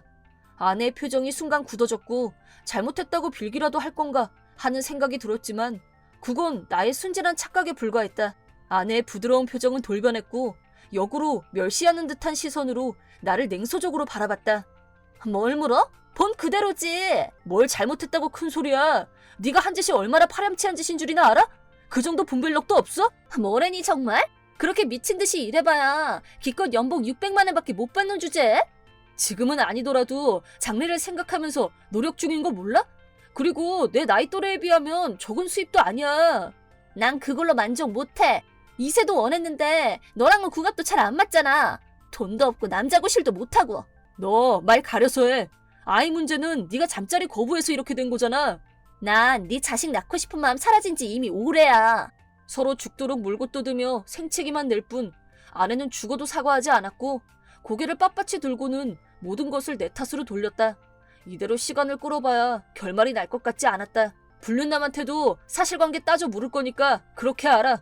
그러고 싶으면 그러던가. 어디 마음대로 해봐. 변호사를 통해서 불륜 상대에게 연락을 했고 며칠 후 불륜남의 와이프도 동석을 하고 당사자가 한자리에 모여 입장 정리를 하기로 했다. 불륜남의 아내는 미인이었고 10살짜리 딸이 있는 사람으로는 보이지 않았다. 그녀는 나를 보자마자 공손하게 머리를 깊숙이 숙였다. 남편이 큰 잘못을 범한 점 깊이 사과드립니다. 잘못을 저지른 건 부인이 아닌데 이러실 필요는 없습니다. 한편 불륜 당사자 둘은 딱 달라붙어 앉아서 여보란 듯이 애정 행각을 벌였고 차마 눈 뜨고 보기 힘들었다. 우리는 빨리 여기서 나가고 싶으니까 얼른 끝내지 좀. 내 말이 누가 바람 피우고 싶게 하래? 매력 없는 게 죄지. 우리도 그런 의미에서는 피해자야. 됐고 빨리 끝내기나 해. 그 순간 나도 더 이상 용서도 관용도 없다고 생각했다. 그리고 한 장의 서류를 두 사람 앞에 던졌다. 이게 뭐야? 두 사람한테 청구할 위자료야. 헐, 이걸 왜 내야 되는데? 너무 일방적이네. 바람 피우게 만든 사람이 잘못이지. 그 논리를 계속 밀어붙일 거면 법정에서 따져보던가. 제 아무리 능력 있는 변호사를 고용해도 니들이 이길 승산은 없다는 것만 알아둬. 나도 이혼하고 싶어요. 앞으로 딸아이하고 만날 생각은 접어야 될 거예요. 당신 회사에서 일하는 것도 그만둘 거고요. 와, 박수! 내가 박수 쳐줄 테니까 얼른 떠나. 제발. 나는 여기 우리 영한 허니하고 재미나게 살 거니까. 저 여자분이 격리 일을 할 능력이 있을지 의문이네요. 헐, 이 아줌마가 정말 전업주부 무시해 지금? 내가 동계산도 못할 것 같아 보여? 그러세요. 그럼 난 이만. 더 이상 얼굴을 맞대고 얘기할 가치를 못 느낀 나와 상대쪽 부인은 나머지 부분은 변호사를 통해 통지하겠다고 하고 그 자리에서 나왔다. 밖으로 나오자 상대쪽 아내분이 말을 걸어왔다. 그동안 힘들게 해드린 점 남편 대신 사과드리겠습니다. 아니요, 그런 거라면 저도 죄송합니다. 아내 때문에 상처받으신 점. 제가 이런 말을 할 자격이 있는지 모르겠지만 부인은 저런 남자한테는 너무 아까우신 분 같네요. 그러게요. 컨도우 씨 같은 분이 남편이었으면 좋았을 텐데 부인처럼 차분하고 성숙한 분이 아내였다면 이런 일이 안 일어났을지도 모르겠네요. 나는 이대로 헤어지는 게 어쩐지 아쉬운 기분이 들었지만 조심해서 들어가라는 말을 하고 돌아섰다. 그 뒤로도 아내분과는 위자료 청구 문제로 계속 연락을 주고받았다. 변호사가 유능하게 처리해준 덕분에 두 사람에 각각 200만 원씩 받아내는 데는 성공했지만 이 결정에 불만을 품은 불륜 커플은 나와 부인을 괴롭히기 시작했다. 지금 이거 우리 두 사람인 거 맞죠? 네, 그런 것 같네요. 이것들이 정말. 불륜 커플은 위자료에 대한 보복으로 SNS에서 나와 세이나 씨에 대한 악의적인 비방 중상을 해댔다. 그 중에는 우리 사진을 성적인 사진과 합성한 콜라주까지 올라와 있었고 우리는 게시물 삭제를 하느라 노이로즈에 걸렸다. 게시물은 매번 비활동자의 어카운트를 이용했는데 게시물과 악플을 삭제하면 바로 어카운트를 탈퇴해버렸다. 좀처럼 범인의 꼬리를 잡기가 힘들었지만 그 두 사람이 범인이라는 건 틀림없었다. 변호사도 익명성이 높은 SNS 게시물을 두고 고소를 하는 것은 상당히 난항을 겪을 거라고 했지만 우리는 포기할 생각이 없었다. 위자료로 받은 돈을 자금으로 해서 조사를 의뢰하고 증거를 착실하게 모아갔다. 이대로 물러서면 우리를 개무시한 그 인간들한테 지는 꼴이 되기 때문에 절대 그럴 수가 없었다. 하지만 유력한 증거를 찾는 데는 장장 1년이나 되는 시간이 소요됐다. 그 무렵 그 인간들의 동정에 변화가 생겼다. 지금까지 끝도 없이 올라오던 게시물들이 어느 순간 한 개도 올라오지 않고 멈춰버렸다. 무슨 일이 있는 게 분명한데. 그리고 그 무렵 케이코한테서 연락이 왔다. 자기야, 미안해. 내가 어리석었어. 너를 두고 한눈을 팔다니 내가 너무 바보였어. 할 말 있으면 변호사 통해서 해. 제발 부탁이야. 우리 다시 시작해. 이제 와서 뭐래니? 말이 된다고 생각해? 나 못 살겠어. 정말 너무 끔찍해. 매일. 돈 세는 일 자신 있다고 큰 소리 땅땅 치지 않았나? 처음엔 쉬울 줄 알았지. 근데 막상 해보니까 무슨 서류가 이렇게 많은지 끝이 없어. 그게 다가 아니야. 전 부인이 했던 일이라면 스케줄 관리에 인사 관리까지 전부 나보고 하라는데 돌겠어. 돈으로 남자를 고르는 너 같은 애가 그렇게 많은 일을 해낼 능력이 안 되는 건 당연하겠지. 내가 무능한 게 아니라 전 부인이 소처럼 일한 거지. 시끄러워. 내 아내를 함부로 말하지 마. 아내라니 무슨 소리야? 아내가 아내지 뭐긴 뭐야. 니들 둘이 우리를 계속 괴롭혔잖아. 그 문제로 같이 싸우다 보니까 자연스럽게. 너랑은 차원이 다르게 고상하고 자립심도 강한 아주 멋진 여자야. 니들 덕분에 아내와 가까워졌으니까 고맙다고 해야 되나? 그래, 고맙다 진심으로. 그 여자 나이도 많잖아. 애까지 딸렸고. 내 아내가 얼마나 멋진 여자인지 나이 따위는 전혀 걸림돌이 안 돼. 지금 내 아이를 임신 중이고. 뭐? 네 애를 가졌어? 너도 아이 갖고 싶다고 하지 않았었나? 그래서 애는 있고 네 말대로면 남자 구실 잘하는 사람일 테니까 벌써 한 명 정도는 낳고도 남지 않나? 모르는 소리 마. 그 인간 무정자증이래. 뭔 소리야. 멀쩡한 중고로 딸이 있는데? 생활이 개차반에 고령까지 겹쳐서 안 된단 말이야. 난 이러다 임신도 못 해보게 생겼어. 노력해보자고 해도 필요 없다면서 어디로 도망가버리고 딴 여자가 있는 게 분명해. 이런 걸 두고 자업자득 인과응보라고 하지 아마? 그러지 마. 나 좀 살려줘. 너 진짜 그 늙은 여자가 좋아? 나랑 다시 시작하자. 역겨운 소리 그만 집어치우고 뭐 더 할 말 있으면 변호사 통해서 해. 그러지 마. 그 후로 케이코한테 오는 연락은 무시하기로 마음먹었다. 그리고 사실 불륜남의 회사 사정은 이미 알고 있었다. 케이코가 일을 너무 못해서 손발도 안 맞고 업무도 제대로 안 굴러가게 되자 불륜남이 전처인 세이나에게 다시 돌아오라고 메시지를 보내왔기 때문이다. 그 회사를 실질적으로 운영한 건 당신이었나 봐. 그럴 줄 알았으면 진작 보이콧이라도 해서 혼을 내줄 걸 그랬나 봐. 그러게 아깝네.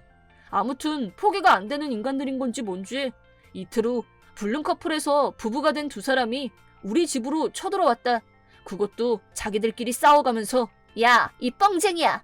너랑 같이 살면 꽃길만 걷게 해준다면서 이게 꽃길이야? 그게 왜 내 탓이야. 네가 이렇게 멍청한 여잔 줄 누가 알았어. 속은 건 나야. 이 쓸모없는 인간아. 누구더러 쓸모없대? 개차반으로 살다가 이제 애도 못 만드는 주제? 남의 집에 와서 이게 뭐하는 짓이야. 옆집 사람들한테 항의 들어오니까 부부싸움은 딴 데 가서 해. 자기야, 나 이딴 남자 필요 없어. 나 이제 자기한테 정말 잘할게. 우리 다시 시작해. 저딴 늙은 아줌마를 어디 나한테 비교해? 안 그래? 닥쳐! 네 주제를 알아! 세이나, 너도 저런 능력 없는 남자한테 이제 지쳤잖아. 그지? 이제 원래 우리 자리로 돌아가자. 회사도 당신이 꼭 필요해. 그때 자기 친아빠가 난리치는 소리를 들은 딸아이가 뚜벅뚜벅 현관 앞까지 걸어왔다. 엄마, 아빠, 이 사람들 누구야? 고토미! 아유, 오랜만이다. 아빠야, 아빠. 불륜남은 과장되게 아빠가 왔다며 필사적으로 어필했다.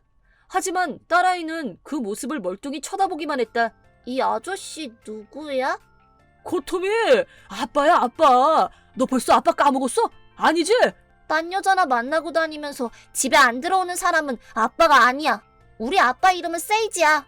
오늘은 엄마랑 아빠랑 쇼핑 가기로 했어. 그러니까 이만 가주셨으면 좋겠는데요? 초등학생이라고는 믿기 힘들 정도로 단호한 태도에 불륜남은 어깨를 축 늘어뜨렸다. 고토미, 아빠 기분 너무 좋다. 고마워. 그럼 우리 딸 예쁜 옷 사러 나가볼까? 와, 신난다. 케이코도 내 태도를 보고 기대를 접었는지 나중에 다시 얘기하자며 그대로 돌아가려고 하는 두 사람을 향해 나는 따끔하게 쐐기를 받기로 했다. 아참, 그 사진이랑 동영상들 말이야. 모니로버시 씨, 당신 회사 컴퓨터에서 게시물을 올린 증거를 찾았거든. 그래서 앞으로 변호사 통해서 손해배상 청구할 거니까 그렇게 알아. 뭐? 증거라니 어떻게? 조사 비용도 같이 청구할 거니까 각오 단단히 하는 게 좋을 거야. 그건 안 돼. 그러면 우리 회사는 망해. 안 돼. 그게 아니어도 어차피 세이나가 없는 당신 회사는 모래 위에 지은 성 같은 게 아닌가? 포기해 그냥. 자기야, 난 안 했어. 글쎄, 네가 아니면 찍을 수 없는 사진도 있던데 그 사진은 어떻게 유출된 거냐? 그건 남의 명예나 기분은 생각해 본 적도 없지? 뒷감당도 생각 좀 하고 살아. 죗값은 치르게 돼 있어. 전의를 상실한 두 사람은 넋이 나간 얼굴로 금방이라도 쓰러질 듯이 휘청거리며 걸어나갔다. 반년 후 변호사를 통해 들은 말로는 불륜남은 우리가 청구한 손해배상 청구를 포함해 다수의 계약과 관련된 위약금 등등 적자를 메꾸기 위해 돈을 빌리고 그 돈을 갚으려고 또 빌리고 빚에 허덕이고 있다고 한다. 결국 회사는 규모를 줄일 수밖에 없었고 재산의 대부분을 처분해야 했으며 종업원은 달랑 케이코 한 명만 남았다고 한다. 듣자 하니 불륜남은 케이코와 이혼을 하려고 했는데 이혼을 하면 당장 먹고 살 길이 막막한 케이코는 죽어도 못한다고 버티면서 악착같이 달라붙어 있다고 한다. 재산을 다 날린 남자와 그 남자 등에 악착같이 빨대를 꽂는 여자, 상상만으로도 지옥이다. 한편 우리는 손해배상으로 받은 위자료로 인테리어를 새로 싹 고쳤다. 가장 기쁜 일은 세이나가 건강한 아들을 낳았고 가족이 한 명 더 늘었다는 것이다. 나를 친아빠처럼 여겨주는 코토미도 동생이 태어났다고 무척 좋아한다. 언제까지고 지금처럼 행복했으면 좋겠다. 이제야 비로소 내가 꿈꾸던 행복한 가정을 이루게 되었다. 물론 전처의 불륜과 SNS의 비방 중상으로 힘든 시기도 있었지만 지금은 사랑하는 아내와 딸 그리고 아들, 새로운 가족과 행복이 넘치는 즐거운 인생을 살고 있다. 지금 내 기분은 최고다. 어떤 면에서 전처가 불륜을 저지른 것이 전화위복이 된 셈이라고 할 수 있다. 케이코와 모로보시 그 두 사람은 인생의 씁쓸함을 알려준 존재였다. 그런 모든 날들이 결국은 다 좋았다. 지금 이렇게 행복하니까. 유키토, 넌 수학을 참 잘하는구나. 이대로 계속 열심히 하렴. 그럼 밥 먹자. 오늘 솜씨 좀 내봤어. 돼지고기 야채 볶음이야. 유키토 이거 좋아하지? 고마워 엄마. 잘 먹을게. 이 대화만 보면 우리는 그저 평범한 부모 자식으로 보일 수도 있다. 하지만 현실은 그렇지 않았다. 내 이름은 카지와라 유키이토. 중학교 2학년이다. 나는 몇 년 전까지는 다정한 부모님과 셋이서 행복하게 살고 있었다. 하지만 어느 시점부터 아빠가 일이 바쁘다는 이유로 집에 돌아오지 않게 되었다. 그러던 어느 날 내가 밤중에 잠에서 깨 거실에 갔는데 말도 안 돼. 내가 당신을 얼마나 믿었는데 외도를 하다니. 아 시끄럽네. 그래도 내가 니네 다 먹여 살리는데 그 정도는 눈 감아줄 수 있잖아. 장난해? 아내로서의 자존심은 생각도 안 해주는 거냐고. 그럼 뭐 이혼해? 이혼해서 유키토 혼자 키울 수 있겠어? 그건 못하잖아. 넌 학교 졸업하자마자 바로 전업주부가 됐잖아. 나도 여러모로 귀찮아서 굳이 이혼은 안 해. 최소한의 생활비도 보장해 줄게. 그러니까 넌 그냥 입 다물고 이 집에서 애나 잘 키워. 아직 어렸던 내게는 잘 이해가 안 되는 부분도 있었지만 적어도 아빠가 우리를 사랑하지 않고 있다는 것 정도는 느낄 수 있었다. 그리고 그날 이후로 생활은 점점 어려워졌다. 어른이 된 이후에 알게 되었는데 아빠는 집에 최소한의 생활비만 보내왔다고 한다. 엄마는 내 학자금 보험을 해약하거나 결혼할 때 할아버지한테 받았던 결혼 축하금으로 어떻게든 버텨왔다고 한다. 하지만 최소한이라고는 해도 월세와 공과금은 모두 아빠가 내주었는데 어째서 이렇게까지 생활이 궁핍했던 걸까? 그건 모두 엄마의 복수 계획을 위함이었다. 유키이토, 내일부터 영어 과외 선생님 부를 거야. 과외 선생님? 담임 선생님한테 들었어. 너 영어 성적이 너무 바닥이라면서? 응. 그러다가 나중에 좋은 대학도 못 가고 좋은 회사에 취직도 못해. 알겠니? 너는 나중에 꼭 성공해서 부자가 되어야 돼. 무조건! 엄마의 복수 계획이란 나를 우수한 인재로 키워 성공시키는 것으로 아빠를 후회하게 만들자는 것이었다. 그러기 위해 과외와 학원, 참고서 등에는 아낌없이 투자했다. 하지만 그런 만큼 생활 수준은 입에 풀칠도 하기 힘들 정도였다. 아침은 패스, 점심은 급식, 저녁은 기본적으로 야채볶음과 밥과 된장국이 끝이다. 정말 어쩌다가 큰 폭으로 할인하는 고기가 나오는 정도. 한참 클 나이였던 내게는 너무 부족했기에 항상 배가 고팠고 급식을 추가로 먹을 때마다 너 매번 급식을 2번씩 먹네? 집에서 잘 먹고 있는 거 맞아? 라며 선생님이 걱정을 하니 눈치가 보여서 계속 그렇게 하기도 힘들었다. 공부는 혼자서도 충분히 할 수 있으니까 과외하는 데 드는 돈이라도 식비로 썼으면 좋겠네. 공복으로 꼬르륵거리는 배를 감싸주며 집으로 돌아갔다. 그러자 현관에 처음 보는 구두가 있었다. 너 내 허락도 없이 뭐하고 있는 건데? 장난해?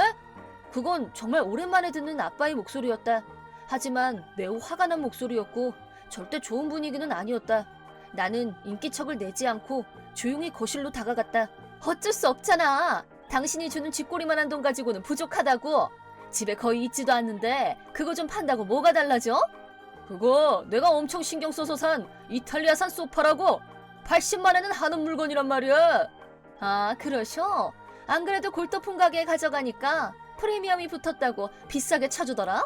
가서 다시 구해와. 안 그러면 어떻게 되는지 알지? 뭐? 이혼하자고? 하던가. 대신 위자료는 싹 다 청구할 거야. 당신 그년이랑 애까지 만들었지? 그걸 어떻게 알아? 나라고 그냥 바보같이 아무것도 모르고 있었는 줄 알아? 돈 아껴서 흥신소에 의뢰했어. 증거도 싹 다 모았다고. 위자료 내고 나면 제대로 생활할 수는 있겠어? 아빠와 엄마가 펼치는 진흙탕 싸움. 나는 내가 공부를 열심히 해서 성공하면 엄마랑 아빠가 다시 화해할 수도 있지 않을까? 예전처럼 행복한 가정으로 돌아갈 수 있지 않을까? 라는 생각으로 최선을 다해왔다. 하지만 헛된 꿈인 것 같다. 어차피 이젠 엄마와 아빠의 관계는 되돌릴 수 없는 강을 건넜다. 나는 이대로 엄마가 말하는 대로 공부만 하면서 살아야겠지. 나도 이제는 한계야. 유케이토, 너 언제 왔니? 유케이토, 어디가? 나는 압박을 이겨내지 못하고 집을 뛰쳐나왔다. 당연히 갈 곳 따위는 없었다. 그래도 다시 집으로 돌아가는 것보다는 나아.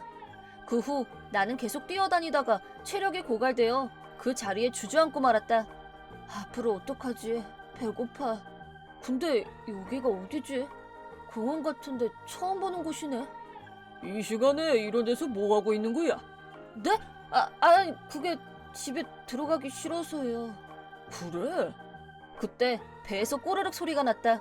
안 그래도 항상 배가 고픈 상태인데 뛰기까지 했으니 더 말할 것도 없다. 그럼 일로 와봐. 어디 가게요? 그 사람이 데려간 곳은 패밀리 레스토랑이었다. 뭐든 좋아하는 거 골라봐. 내가 살 테니까. 네? 그럴 수는 없죠. 일면식도 없는 분한테. 괜찮아. 나도 요새 계속 밥을 혼자 먹거든. 근데 혼자서 먹으면 영 맛이 없어. 같이 먹어주면 참 좋겠어. 패밀리 레스토랑이니 독이 들었을 리는 없겠지만 나중에 돈 달라고 하면 어떡하지? 근데 지금은 그게 중요한 게 아니야. 배가 고파서 이성의 끈을 놓아버린 나는 그럼 이 함바그 정식을 밥 곱빼기로 시켜도 될까요? 물론이지. 젊은 사람들은 이런 감자튀김도 좋아하지 않나? 우와, 맛있겠다. 그렇게 테이블 위에 음식이 가득 차려졌다. 이렇게 많은 밥을 먹을 수 있다니 꿈만 같다. 나는 정신없이 음식을 먹어치웠다. 할아버지는 지그시 웃으며 그 모습을 바라보고 계셨다. 저기 할아버지, 근데 왜 저한테 이렇게 친절하게 대해주시는 거죠? 뭐야, 시간과 돈이 남아도는 노인네니까 그렇지. 게다가 정말로 외로웠던 참이거든. 가족분들은요? 부끄러운 일이긴 하지만 저번 달에 아내한테 집에서 쫓겨났어. 나는 항상 일만 열심히 하느라 가정을 소홀히 했거든. 정년퇴직하고 쭉 나랑 함께 사는 걸 견디기 힘들었나 봐. 그래도 할아버지 덕에 가족들이 부족할 것 없이 살 수 있었던 거 아닌가요? 돈이 다가 아닌 거지. 사랑이 있어야 하는 거야. 나는 돈을 열심히 버는 게 가족을 사랑하는 방식이었어. 하지만 그건 내 착각이었던 거야. 나는 가슴을 쥐어짜는 것처럼 아팠다. 왜냐면 우리 아빠는 돈조차 제대로 지원해주지 않았으니까. 가족을 위해서 최선을 다해 일하는 아빠가 얼마나 든든하고 멋진 건지 할아버지의 가족들은 몰랐던 것 같다. 그럼 이제 네 차례네. 이 동네에서는 처음 보는 얼굴인데 어쩌다 혼자서 이런 곳까지 오게 됐는지 말해주지 않으련? 밥값이라고 생각하고. 그렇게 나는 내가 처한 상황에 대해 말하기 시작했다. 나는 내 가정 사정을 누군가에게 말해보는 것이 처음이라 눈물이 뚝뚝 떨어졌다. 나는 이제 그 집에 돌아가기 싫어. 근데 이름이 뭐니? 카지와라 유키히토. 이름에 들어가는 한자가 뭔데? 다행행자에 사람인이고 풀었으면 행복한 사람이라는 뜻인데 나는 내 이름이 너무 싫었다. 내 인생은 조금도 행복하지 않기 때문이다. 이름을 떠올릴 때마다 더욱 비참해질 뿐이라고. 하지만 할아버지는 내 말을 듣더니 방긋 웃으셨다. 내 이름은 와타나베 고조야. 행복을 만드는 사람이란 뜻이지. 너랑 똑같구나. 그렇구나. 난 아내한테 쫓겨났을 때 엄청 절망에 빠졌어. 내가 해온 것이 다 잘못된 거였구나 하고 깨달았다고. 할아버지. 하지만 너를 만나서 함께 밥을 먹으면서 오랜만에 행복을 느꼈어. 행복은 역시 이렇게 사람과의 관계에서 만들어지는 것이라고 다시금 깨달았어. 할아버지, 아니 코조 씨는 눈가에 눈물을 머금고 몇 번이고 감사를 표했다. 너만 괜찮다면 또 이렇게 같이 밥을 먹었으면 좋겠구나. 행복은 스스로 만들어 나가는 것이란 사실을 잊지 마렴. 고마워 코조 할아버지.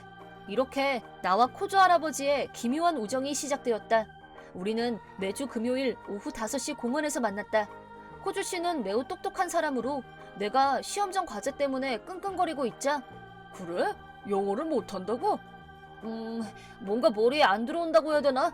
하나도 못 알아먹겠어. 그래? 그럼 좋아하는 말을 늘려보는 것도 괜찮을 것 같은데. 좋아하는 말? 그러자 코조 씨는 수첩에 영어를 적어 내려가기 시작했다. 나는 그게 뭐라고 쓰여 있는 건지 전혀 알 수 없었다. 여기에 쓰여 있는 말의 의미는 내 인생은 즐겁지 않았다. 그래서 나는 내 인생을 창조했다. 라는 뜻이야. 우와, 진짜 멋진 말이다. 말에 어떤 의미가 담겼는지 이해하려고 하다 보면 영어가 더 재밌어질지도 몰라. 하긴 무슨 뜻인지 생각해 본 적이 거의 없었던 것 같아. 넌 원래 똑똑한 머리를 가지고 있어. 방식을 모를 뿐이지. 그러고는 내 머리를 쓰다듬어 주었다. 엄마도 아빠도 내게 이렇게 해준 적은 없었는데 나는 기뻐서 또 눈물이 나올 것만 같았다. 내 손주도 이런 식으로 공부를 봐줬으면 좋았을 텐데. 이렇게 잘 가르치는데 왜 그러지 않았던 거야? 뭐 아내랑 사이가 좋지 않다는 말은 즉 딸과는 사이가 좋지 않다는 말이기도 해. 지금 내 아내는 딸 부부네 집에서 살고 있어. 지금 그들이 행복하다면 그걸로 됐지만 그래도 난 외롭긴 하지. 나는 코조 씨의 다정함을 알고 있지만 코조 씨의 가족들은 그 다정함을 모르는 것 같다. 그게 너무 안타까워서 참 안 됐다 싶었다. 그럼 나를 손자라고 생각하고 공부 좀 많이 알려줘. 그래, 고맙구나. 뭐야 이게? 코조 씨와 식사를 마치고 항상 그랬듯 집으로 돌아가자 엄마가 잔뜩 화가 난 표정으로 얼굴을 붉히고 있었다. 유키히토, 그 놓친 애는 대체 누구니? 금요일은 학원 가는 날이잖아. 그걸 엄마가 어떻게... 학원에 인사 좀 하러 갔더니 저번 달에 그만뒀다더라? 그래서 어떻게 된 건가 해서 너를 찾아다녔는데 설마 그딴 노숙자랑 어울리고 있었다니. 코조 씨는 노숙자가 아니야. 나한테 공부를 가르쳐주는 착한 사람이라고. 공부를 하고 싶으면 학원을 가면 되잖아. 나한테 쓸데없는 돈 안 들여도 돼. 솔직히 이제 지긋지긋하다고. 없는 형편에 밥도 제대로 못 먹느니 차라리 혼자서 공부하는 게 더 나아. 그게 무슨 말이니? 엄마는 너를 생각해서 이러는 거야. 몰라, 나 좀 내버려둬. 이 자식이 진짜. 네가 그런 태도로 나온다면 엄마도 다 생각이 있어. 오늘은 유키히토한테 영단어 사전을 선물해줘야겠구만. 받아줄라나? 오늘은 안 왔네. 컨디션이 안 좋았나? 이번 주에는 오려나? 오늘도 결국 안 나왔네. 그놈 그거 밥이나 제대로 챙겨 먹고 있을까 모르겠네. 할아버지 괜찮으세요? 코조씨 어디 갔지? 어떻게 된 거야? 항상 여기 오면 있었는데 내가 몇 번 안 와서 화났나? 나는 2주 동안 엄마에 의해 감금되어 지내고 있었다. 행동도 감시당하고 학교까지 쉬어가며 철저히 공부만 반복했다. 과외 선생님과 아침부터 밤까지 공부. 기말고사에서 전과목 90점 이상을 받으면 자유시간을 준다고 해서 죽을 각오로 공부했다. 하지만 코조씨 덕에 영어 실력이 많이 올랐던 나는 전에는 꿈도 못 꿔봤을 정도로 좋은 성적을 거두게 되었다. 그렇게 시험이 끝나고 집에 들를 새도 없이 바로 공원으로 온 것이다. 저기 혹시 여기 오신 할아버지 지인분이세요? 코조 씨를 아세요? 그분이 얼마 전에 이 공원에서 쓰러지셨거든요. 뭐라고요? 지병이 있으셨나 봐요. 제가 구급차를 불러드렸는데 들은 얘기로는 퇴원 후에 그대로 요양원에 들어가시게 되었다고 한 것 같아요. 또 언제 그렇게 쓰러지실지 모른다면서. 나는 그 말을 듣고 그 자리에 털썩 주저앉았다. 내가 좀 더 빨리 왔다면 코조 씨를 구할 수 있었을 텐데. 죄송합니다. 죄송합니다, 코조 씨. 외롭고 많이 힘드셨죠? 죄송합니다. 그 후로 나는 집에 돌아와 엄마에게 시험지를 보여줬다. 엄마 말대로 전과목 90점 이상 받았어. 그래, 그럼 앞으로도 이 점수를 계속 유지하렴. 고등학교도 명문고가 아니면 안 돼. 모니로봇 고등학교 같은 경우는 명문대 지원반에 합격하면 학비는 면제돼. 엄마가 이혼하더라도 다니는데 문제 없을 거야. 엄마 이혼해? 네 아빠가 위자료 준비됐다고 이혼하자고 하더라? 잘 된 거야. 받을 거 다 받아내고 둘이서 그 인간한테 제대로 복수해주자꾸나. 엄마는 그렇게 말하며 눈에 눈물을 머금고 있었다. 사실 엄마는 내게 극단적으로 공부시키고 싶은 것도 이혼해서 위자료를 받고 싶은 것도 아니다. 그저 아빠와 나와 행복했던 그때로 돌아가고 싶었을 뿐이다. 엄마, 이미 잃어버린 것은 돌아오지 않아. 하지만 나는 엄마를 내버려두지 않을 거야. 유키토, 행복이란 사람과의 관계에서 생겨나는 거야. 나는 내 이름에 당당할 수 있도록 행복한 사람이 되도록 노력할 거야. 그니까 엄마, 이제 아빠를 향한 복수심은 잊어줘. 내가 그렇게 말하자 엄마는 결국 울음을 터뜨렸다. 지금껏 참아왔던 많은 감정들이 터져나왔을 것이다. 10년 후 나는 모니로봇 고등학교 명문대 지원반에 합격해 열심히 공부했고 모니로봇 대학 경제학과에 들어가게 되었다. 그 후 나는 여러 사업에 손을 대는 TV에까지 출연한 젊은 사업가로 성장했다. 엄마도 이혼 후에는 아빠에 대한 복수를 잊고 온화한 성격을 되찾았다. 우리 아들 참 대단해. 오늘도 잡지 취재했지? 응, 실은 이번에 루키 요양원을 지원하기로 했거든. 복지 사업은 앞으로의 일본에 꼭 필요하니까. 정말 잘 자랐구나. 엄마는 네가 어렸을 적에 모질게 굴었던 게 참 후회돼. 엄마가 이런데도 버리지 않고 쭉 함께 해줘서 고마워. 아니야, 엄마가 공부 기반을 만들어줬기 때문에 지금의 내가 있는 거야. 앞으로도 쭉 나를 지켜봐줘. 당연하지. 네가 얼마나 자랑스러운 아들인데. 그렇게 요양원으로 향했는데 그곳에 생각지도 못한 인물이 있었다. 유키토? 유키토 맞지? 설마 아빠? 그래, TV에 나오는 거 봤다. 아주 훌륭하게 자랐네. 내 나이 15살 때 부모님은 이혼했다. 그 후로 10년 동안 나는 이 사람을 만난 적이 없었다. 그런데 이제 와서 이렇게 굳이 나를 찾아왔다는 건 뻔한 이유 때문일 것이다. 이제 와서 용건이 뭡니까? 야, 무슨 남대하듯이 하냐? 실은 와이프랑 트러블이 생겨서 돈이 좀 필요하거든? 나 좀 도와줘라. 내가 성공한 이후로 가끔 이런 일들이 있었다. 물론 내가 신세졌던 사람들에게는 나도 선뜻 도움을 주었다. 하지만 이건 다른 얘기다. 죄송하지만 돌아가 주시죠. 어떻게 제가 있는 곳을 알아냈는지는 모르겠지만 다음에 또 이러시면 경찰 부르겠습니다. 왜 그래? 난 네 아빠라고. 키워준 은혜도 모르냐? 키웠다고? 나를 키워준 건 엄마야. 나를 버리고 도망 나간 당신이 아니라 그 면상 2번 다시 보고 싶지 않았는데 그래도 불행하게 산다는 걸 알아서 참 다행이야. 그럼 이만. 그렇게 말하자 아빠는 그 자리에 주저앉았다. 온순했던 내가 이렇게 나올 줄은 몰랐던 듯하다. 하지만 이젠 나도 어엿한 성인이다. 엄마는 아니지만 조금은 아빠에게 복수를 할 수 있어서 이걸로 만족한다. 안녕하세요. 어머, 유키히토 씨 어서 오세요. 그분은 지금 방으로 안내해드릴게요. 내가 이 요양원과 사업 제휴를 하게 된 데에는 이유가 있다. 나는 사업가를 지향하는 한편 계속 그 사람의 행방을 찾고 있었다. 그러다 결국 작년에 그 사람이 이 요양원에서 지내고 있다는 사실을 알게 된 것이다. 코조씨, 손님 왔어요. 나 같은 고독한 노인네를 누가 만나러 온다고? 코조 할아버지, 드디어 만났네. 이거 꿈 아닌가? 정말 유키토 맞나? 그래, 나 맞다니까.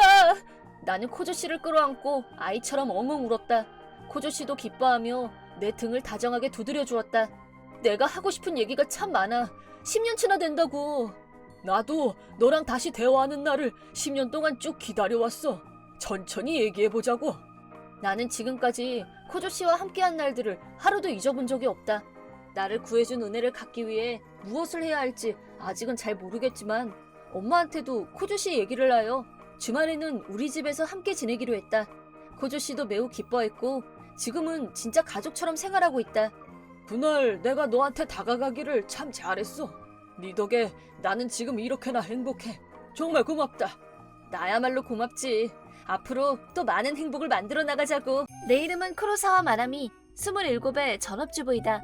오늘은 처음 시작은 이웃 주민과의 사소한 트러블이었지만 결국 사소한 일로 끝나지 못한 대박 사건에 대해 얘기해볼까 한다.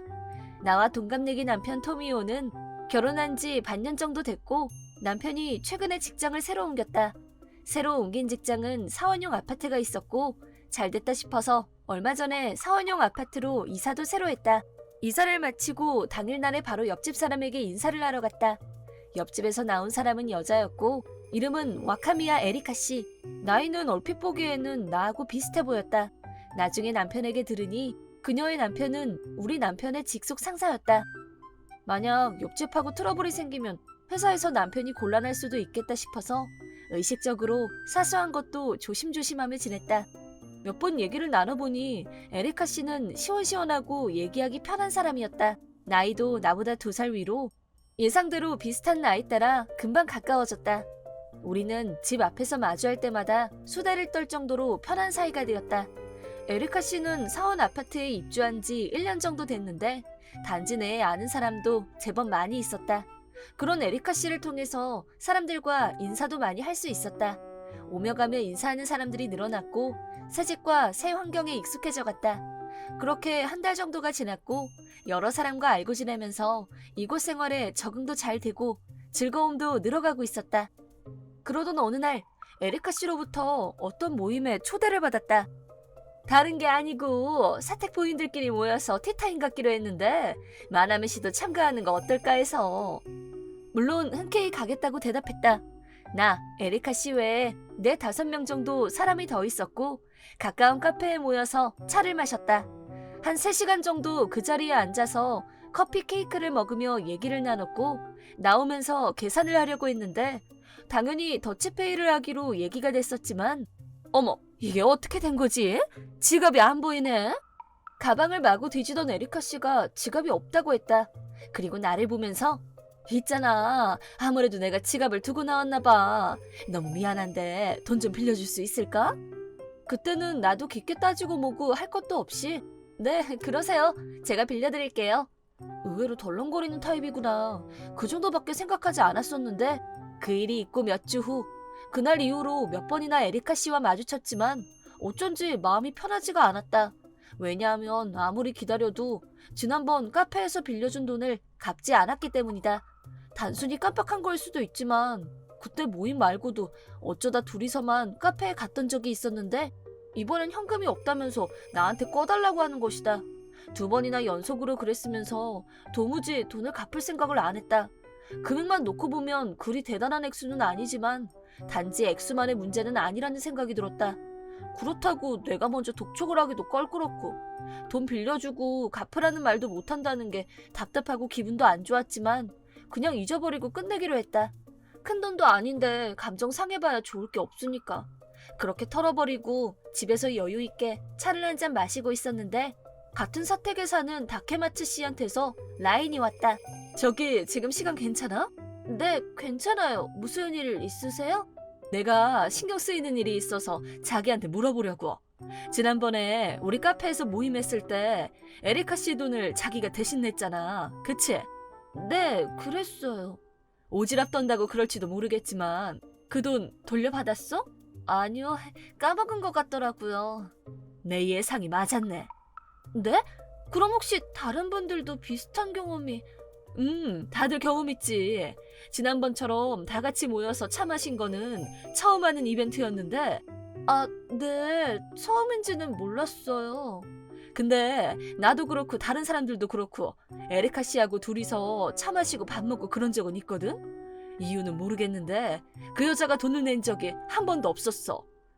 매번 그랬다고요?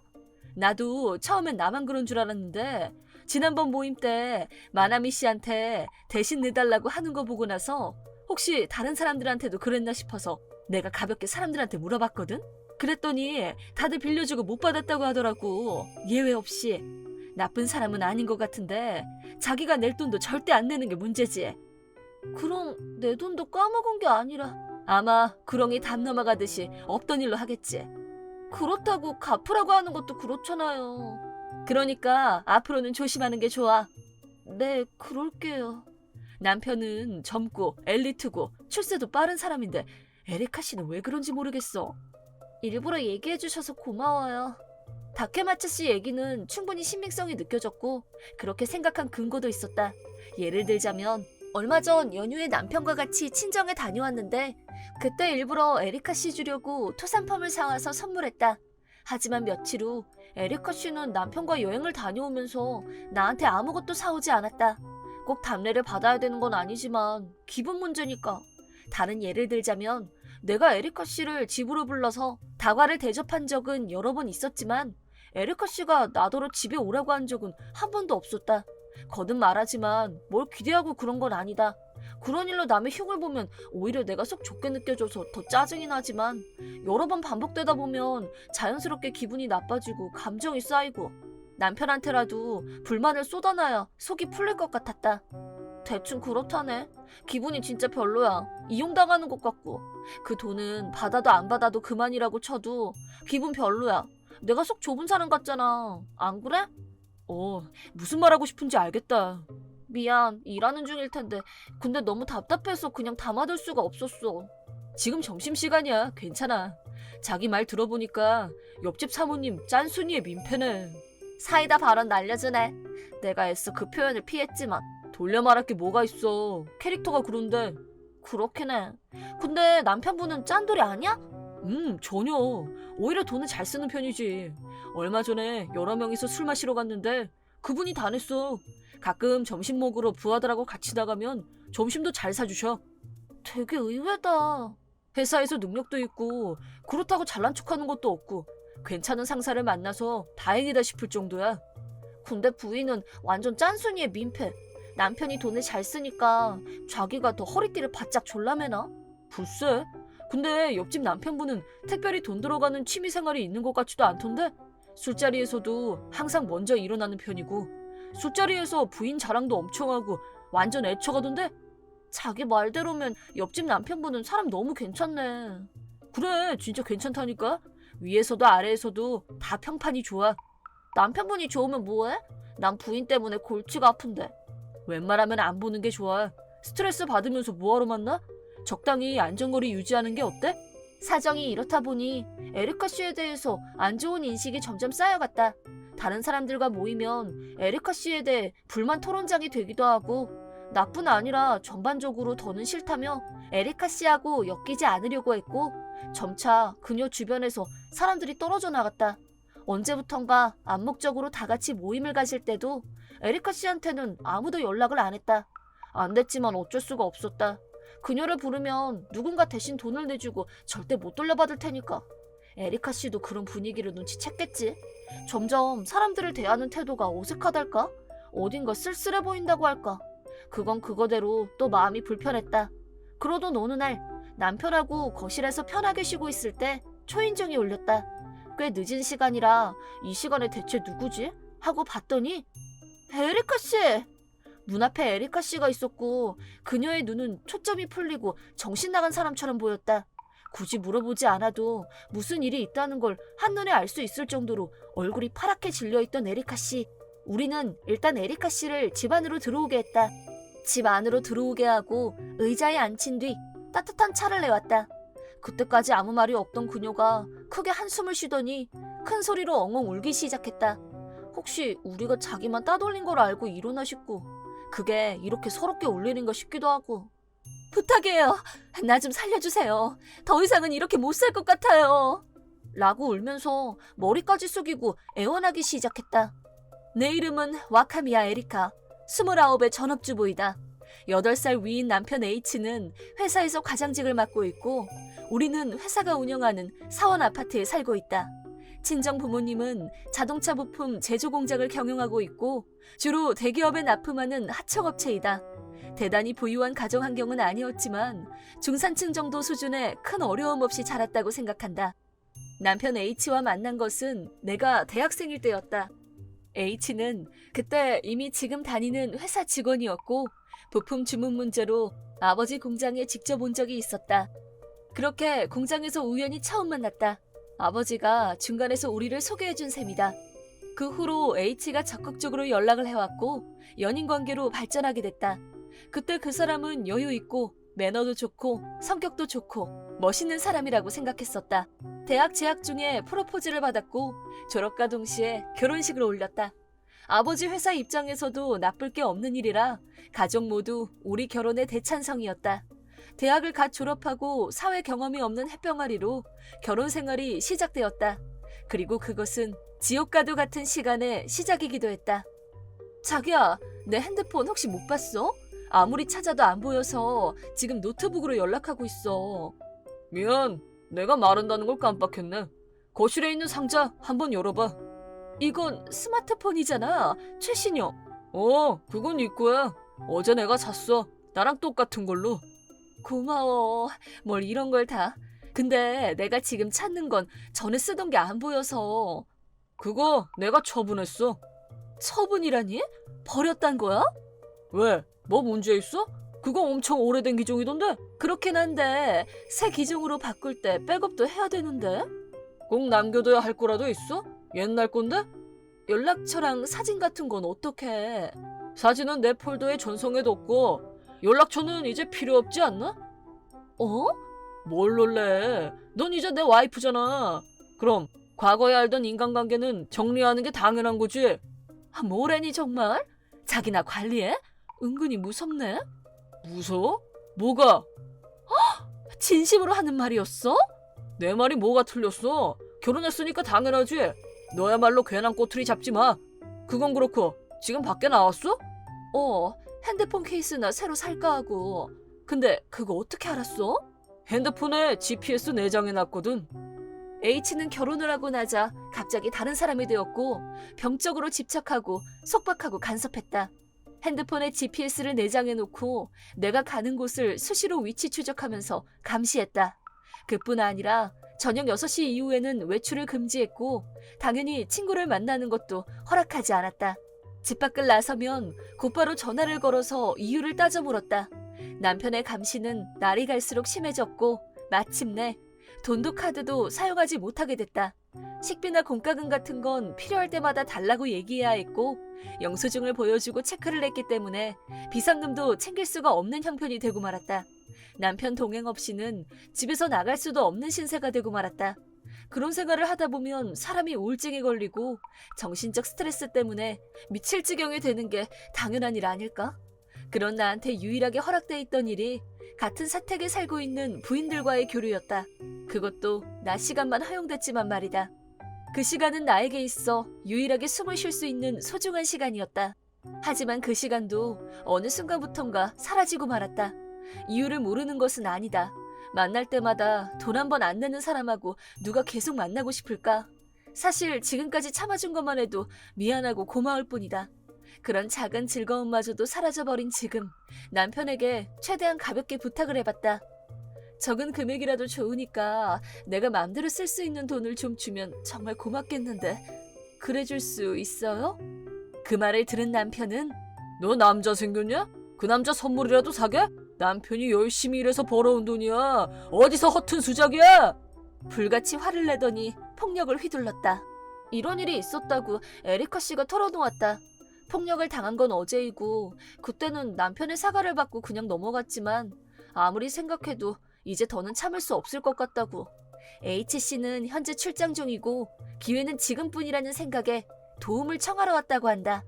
그런 상황이었다는 건 전혀 모르고 있었지만 나는 우선 그동안 내가 너무 심했다고 에리카 씨에게 사과했다. 속사정을 다 알게 된 이상 아무것도 하지 않고 그냥 돌려보낼 수는 없었고 울면서 사과하고 도와달라고 부탁하는 그녀를 보면서 나도 어찌할 바를 모르고 있었다. 제3자인 내 입장에서 딱히 해줄 수 있는 게 뭔지 몰랐다. 일단 에리카 씨에게 물어봤다. 친정에는 도움을 청해보셨어요? 지금으로서는 친정으로 피신을 하고 나머지는 변호사를 통해서 얘기를 하면 해결 방법이 있지 않겠냐고 말했지만 그녀는 고개를 절레절레 저었다. 에리카 씨의 친정은 남편들 회사의 하청업체여서 이혼을 하면 거래가 중지될 수도 있고 그럼 피해가 클 거라고 했다. 더구나 처음 알게 된 사실인데 H씨의 아버지가 같은 회사 중역으로 있고 따라서 영향력이 큰 탓에 자칫 잘못하면 거래 중지 정도가 아니라 도산을 할 수 있다고 했다. 그 얘기를 듣고 나는 큰 결단을 내렸다. 잘 알았어요. 같이 방법을 찾아봐요. 놀란 얼굴을 하는 에리카 씨를 보면서 나는 어떤 사람에게 전화를 걸었다. 가능한 쓰고 싶지 않은 카드였지만. 그리고 며칠 후 출장을 마치고 돌아온 H씨가 우리 집을 찾아왔다. 에리카 씨가 이혼을 원한다는 것은 이미 전달이 된 상태였다. 하지만 그 남자는 나를 보면서 무슨 일이 있었냐는 듯 웃는 얼굴을 보였다. 안녕하세요. 우리 집 사람이 민폐를 끼쳐서 정말 죄송했습니다. 제가 집에 가서 아내와 잘 얘기할 테니까 너무 걱정 마세요. 일부러 그러는지 명랑하게 그지없는 H씨와 무표정한 얼굴로 입을 다문 에리카 씨.